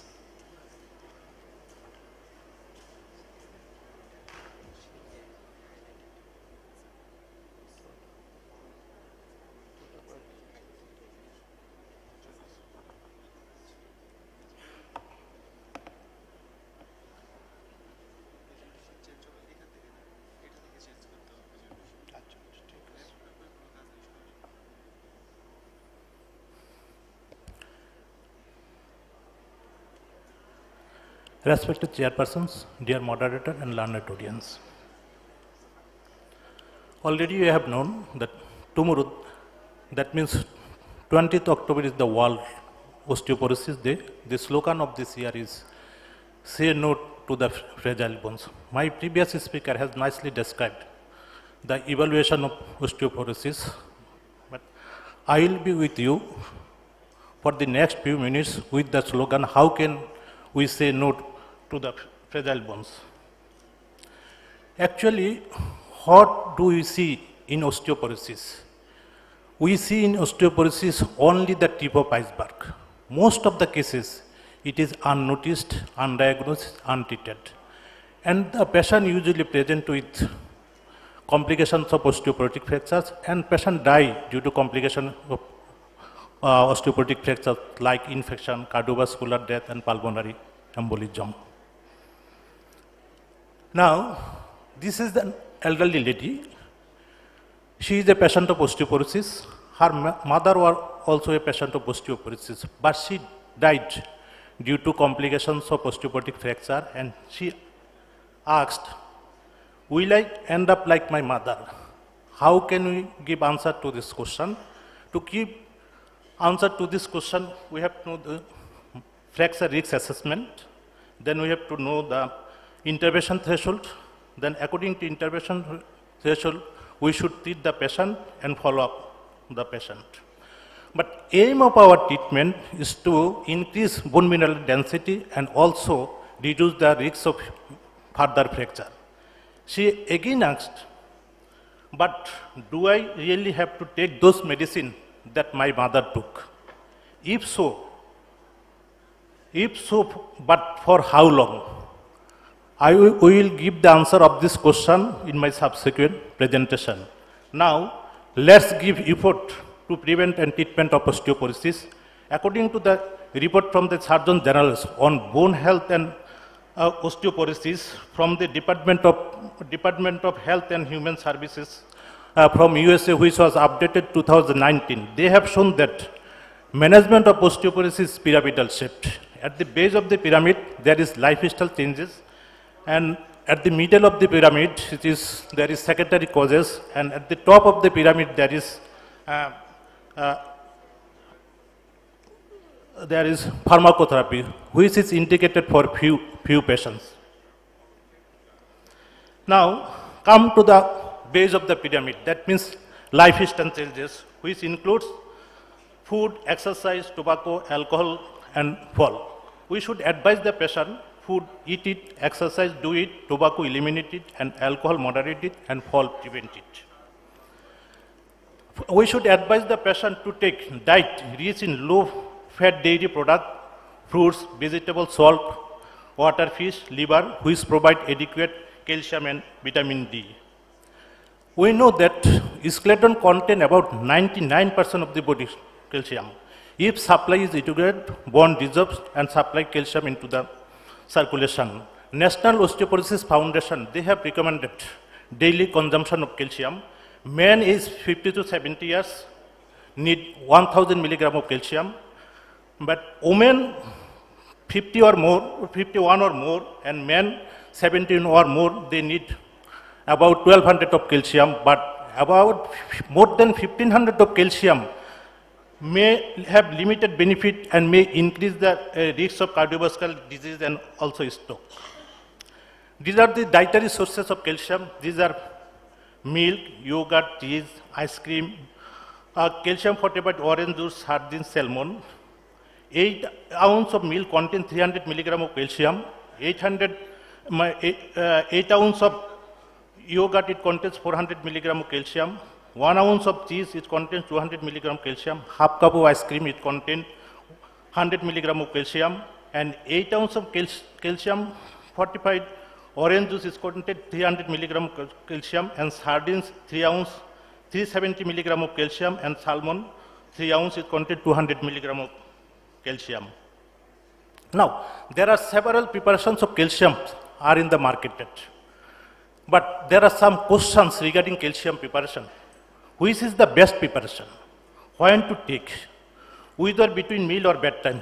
Once a day or divided dose? There are four preparations of calcium. One is calcium carbonate, calcium citrate, calcium lactate, calcium gluconate.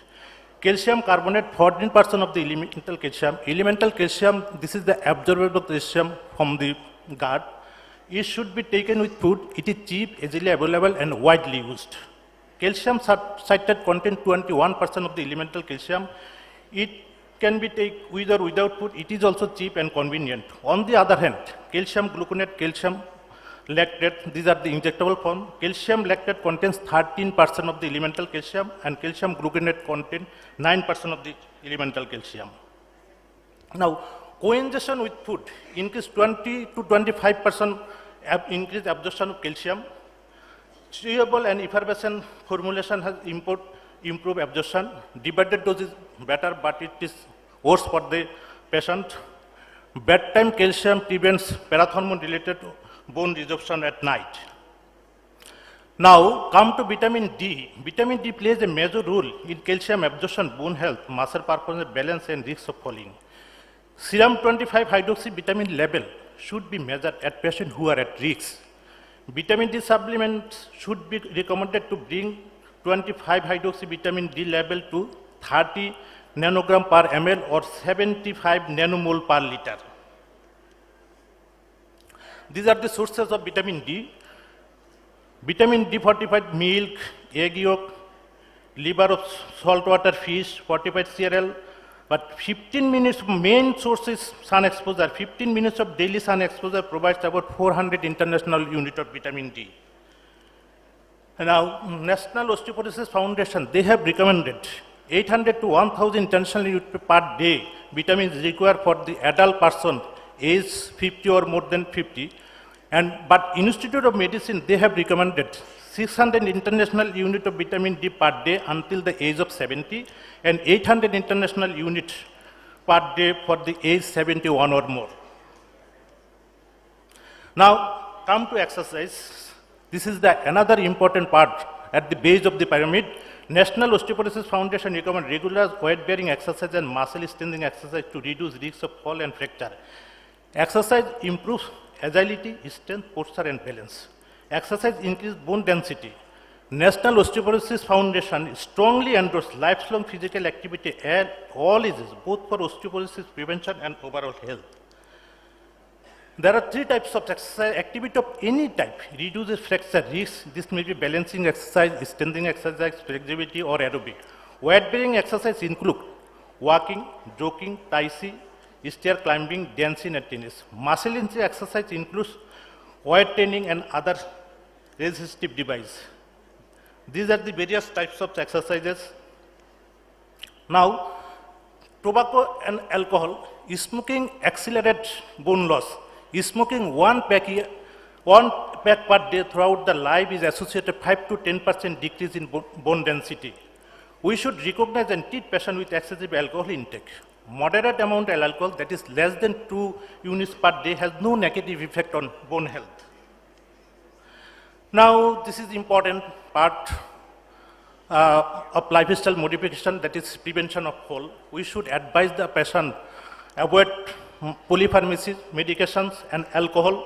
We should advise the patient for balancing program, strength training, ensure safety at home, hip protectors and walking aids at home. This is the hip protectors. We may advise the patient who are at risk. Now, come to the middle of the pyramid. This is already discussed by previous speaker. I am not going to discuss. Next, our important part is pharmacotherapy for the management of the osteoporosis. Now, who needs pharmacotherapy? 3 groups of patients need pharmacotherapy.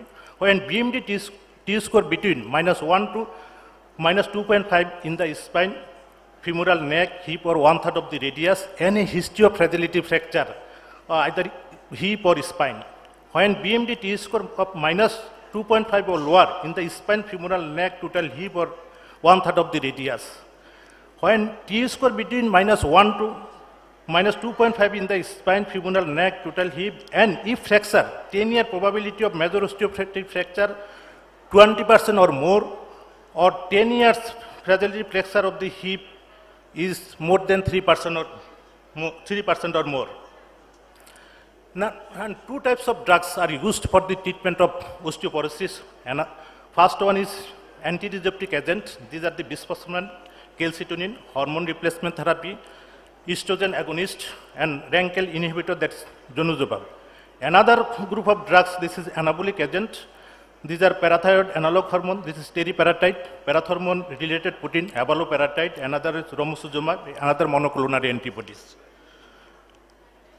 Both type of these drugs, they have target to osteoclast and osteoblast. Anti-disruptive agents, they stimulate, anti-disruptive agent, they inhibit osteoclast for bone resorption, maintain or increase bone mass and reduce the risk of fracture.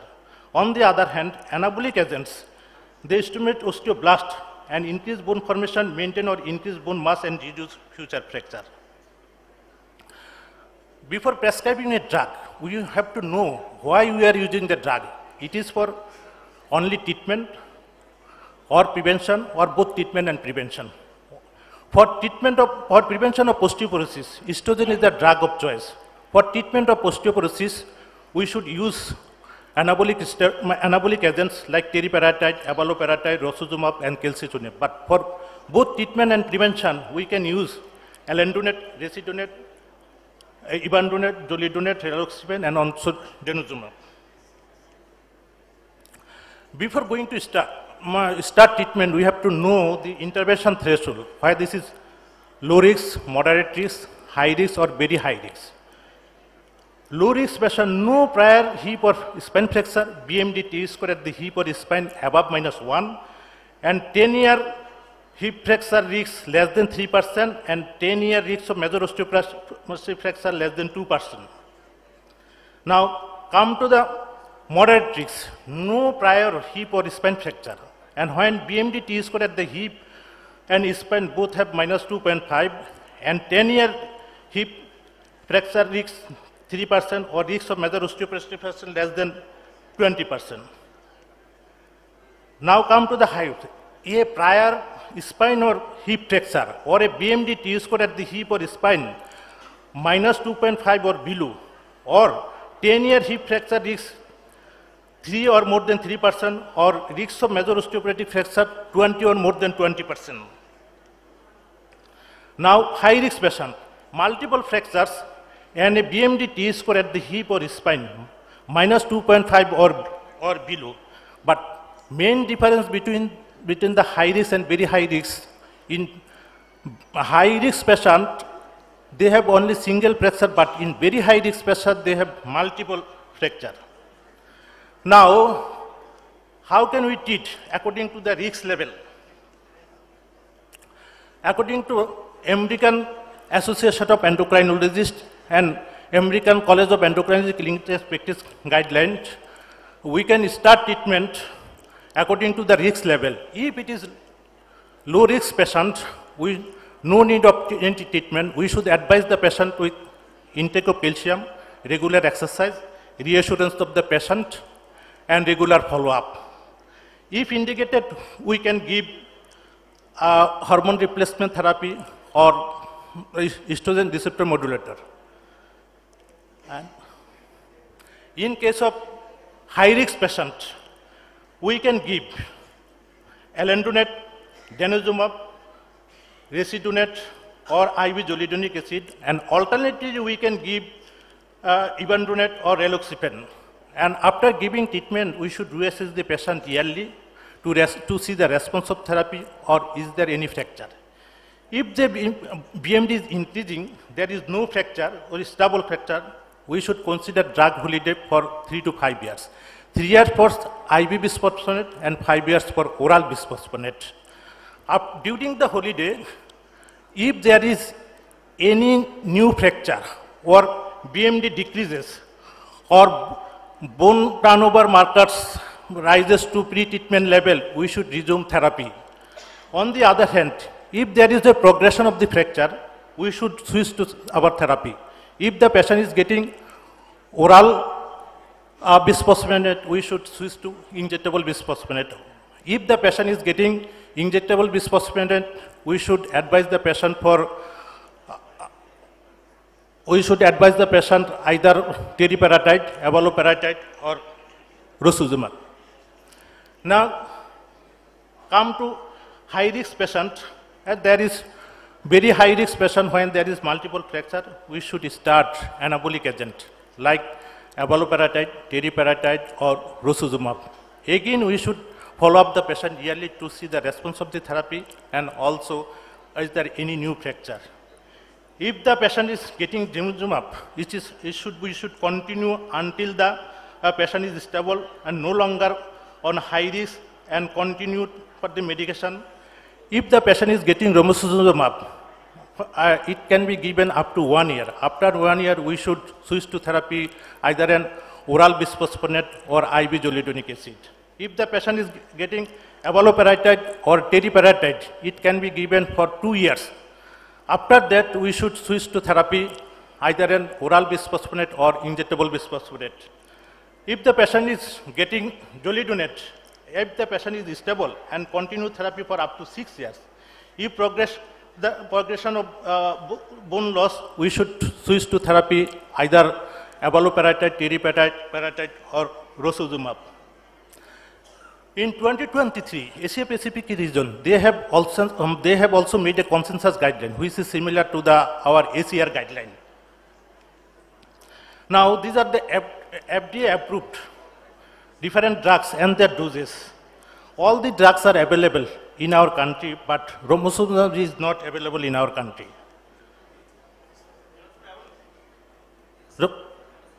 Romosozumab is not available in our country.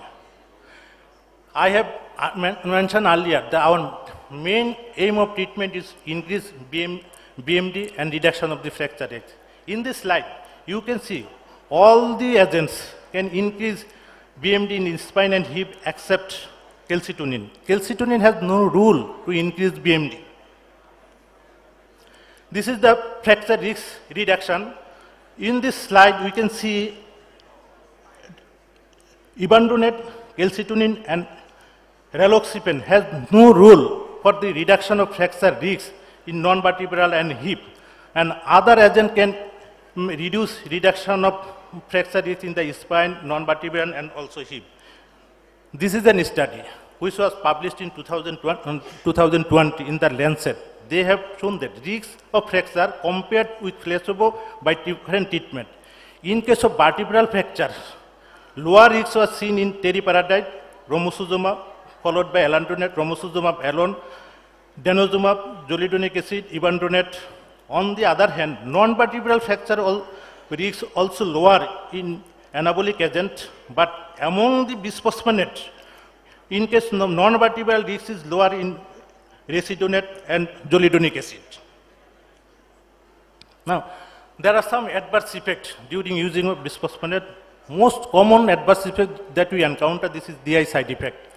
Abdominal pain, nausea, vomiting. There is also flu-like symptom after giving injection, bony pain, hypocalcemia, iritis or uveitis, and osteonecrosis of the and some unusual fracture.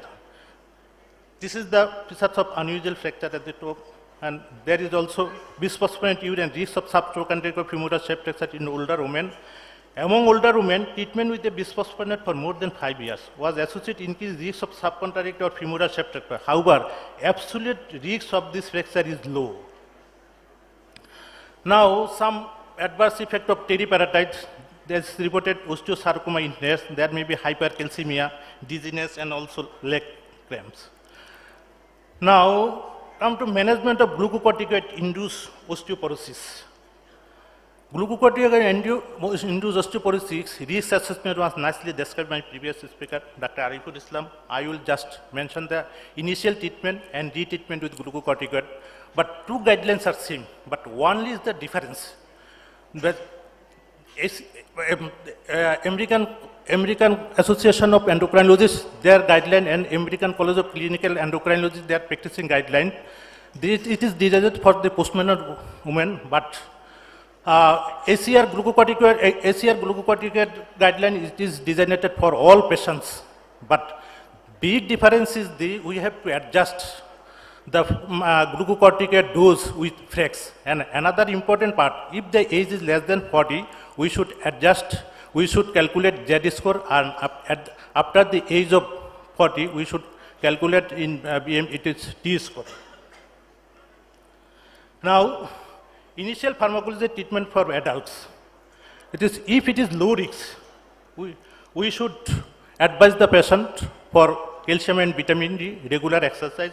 No treatment is further required, but yearly patient follow up the patient by doing BMD, vertebral fracture assessment, spinal X-ray every 1 to 2 yearly.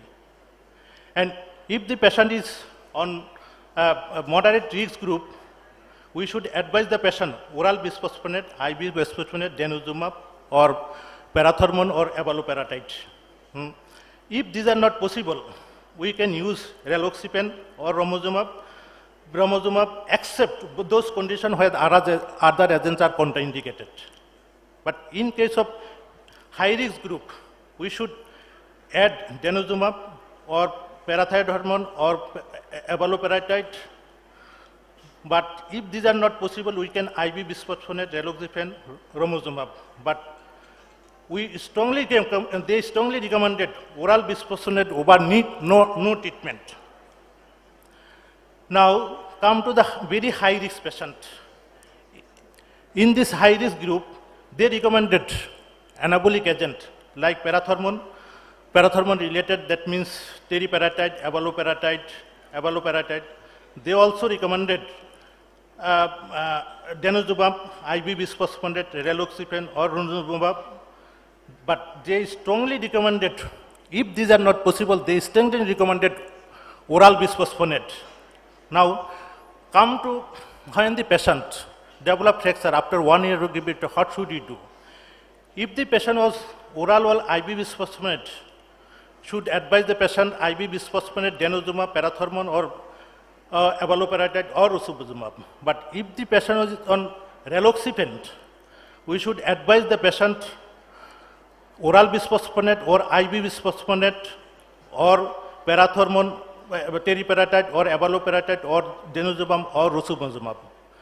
Or if the patient is already on parathormone analog, we should advise the patient oral bisphosphonate or IV bisphosphonate or denosumab. Or if the patient is already on denosumab, we should advise the patient oral bisphosphonate or IV bisphosphonate or rosuzumab. But if the patient is already on rosuzumab, recommended drugs are oral bisphosphonate, IV bisphosphonate or denosumab. But there are some new and emerging cathepsin K inhibitors, odonactin, stem cell therapy, mesenchymal stem cell therapy, homeopathic stem cell, some biomaterials, but their report is very poor. Now, on take-home measures, I like to mention osteoporosis is significant health risk, particularly in postmenopausal women and men over the age of 65. BMD testing is the best available test to help assess fracture risk. Treatment should be instituted according to risk stratification. Several treatment options are available. Bisphosphonates are commonly used drug. Recent data clarify how long they can be used. Glucocorticoid-induced osteoporosis management remains a challenge for all. Adequate calcium vitamin D supplementation should be instituted for all patients. Now, to prevent osteoporosis, eat rich calcium foods, exercise regularly, and do not smoke in young to prevent osteoporosis. And with this, we can say no to fragile bones. Thank you very much.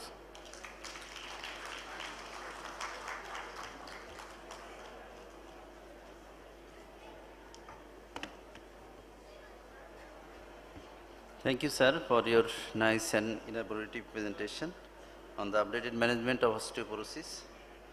And now I am requesting one of our chairperson, Professor Dr. Sujat Pal, for his short comments on the topics.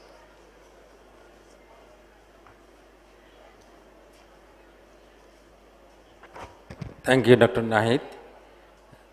Thanks to my co-chair and to renowned speaker of this session and to the audience, August gathering. I have been very much honored and privileged to have this, to be present in this session and to chair this session. Actually, Dr. Arif has told about the osteoporosis, common disease. About 9 million people are suffering from osteoporosis till now. And another thing is the life expectancy of Bangladesh is an important risk factor for occurrence of osteoporosis in Bangladesh. Another thing is the TS score and ZS score, which has been told by Dr. Arif. DEXA score or BMD scoring is not as validated in Asian peoples. In the Asian peoples, another scoring has been presented. This is called osteoporosis assessment tools for the Asian peoples, OSTA. My saying is that OSTA can be established as a scoring system in Asian peoples. Thanks to Dr. Arif for nice presentation. And Professor Shamim has told that the new drug, 2 drugs has been, osteoanabolic agents has been prescribed by the physician, is abaloparatides and is a parathyroid related protein and a romosozumab. And along this is bisphosphonate.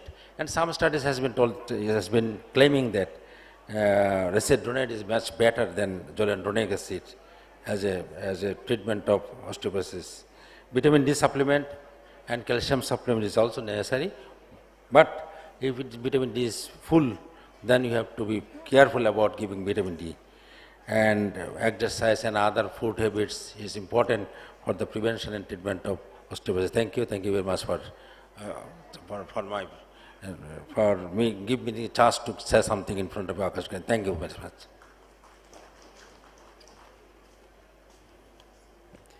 Thank you, sir. Now I am requesting Professor MKI Qayyum Chaudhary, sir, for his remarks on the topics.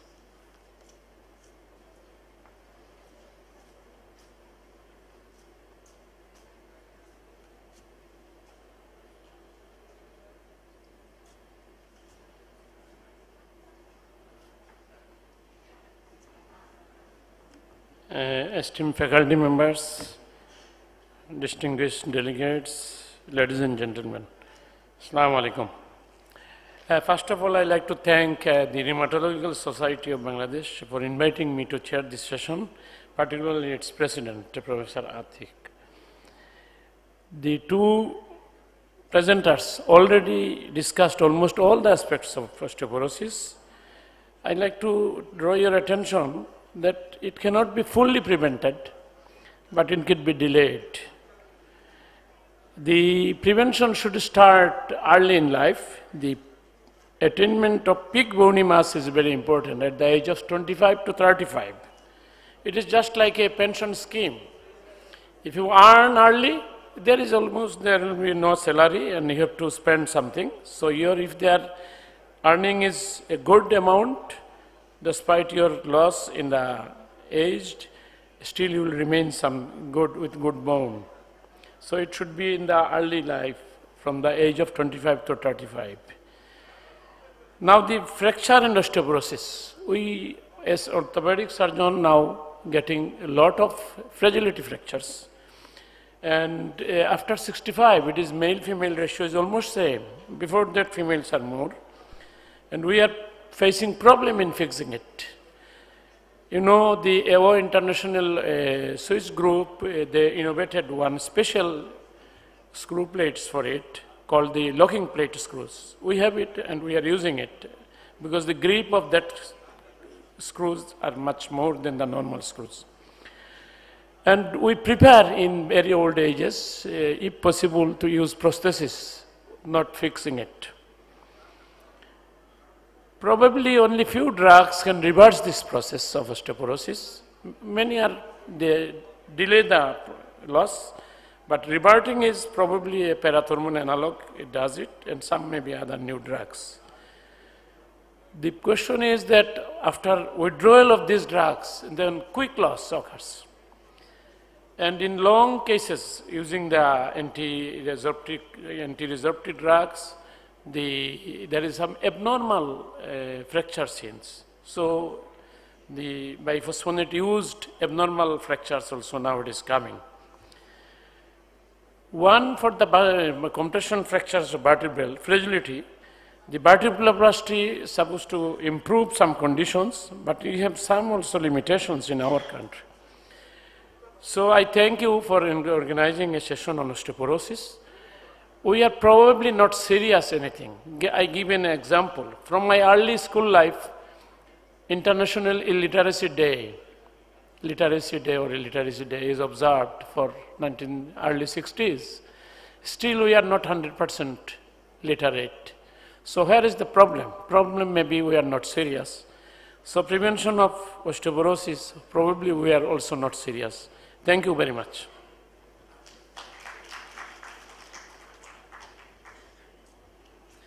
Thank you, sir.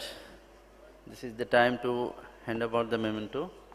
I am requesting Professor Shujat Pal, sir, to hand over the crest to Dr. Muhammad Ariful Islam.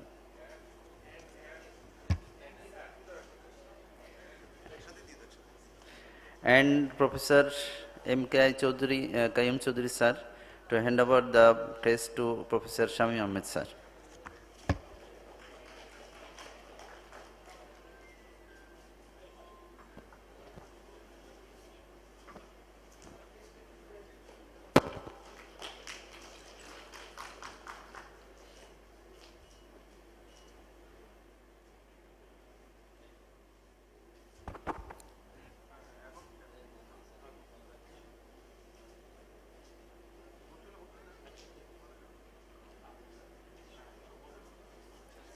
Respected participants, We are ending the session now. We have a very short time for lunch break. Please come as early as possible. Only 30 minutes. Thank you very much. Thank you. And all the faculties are requested to go to the room Ruby, Hall room Ruby for lunch. Please, all the senior teachers and faculty.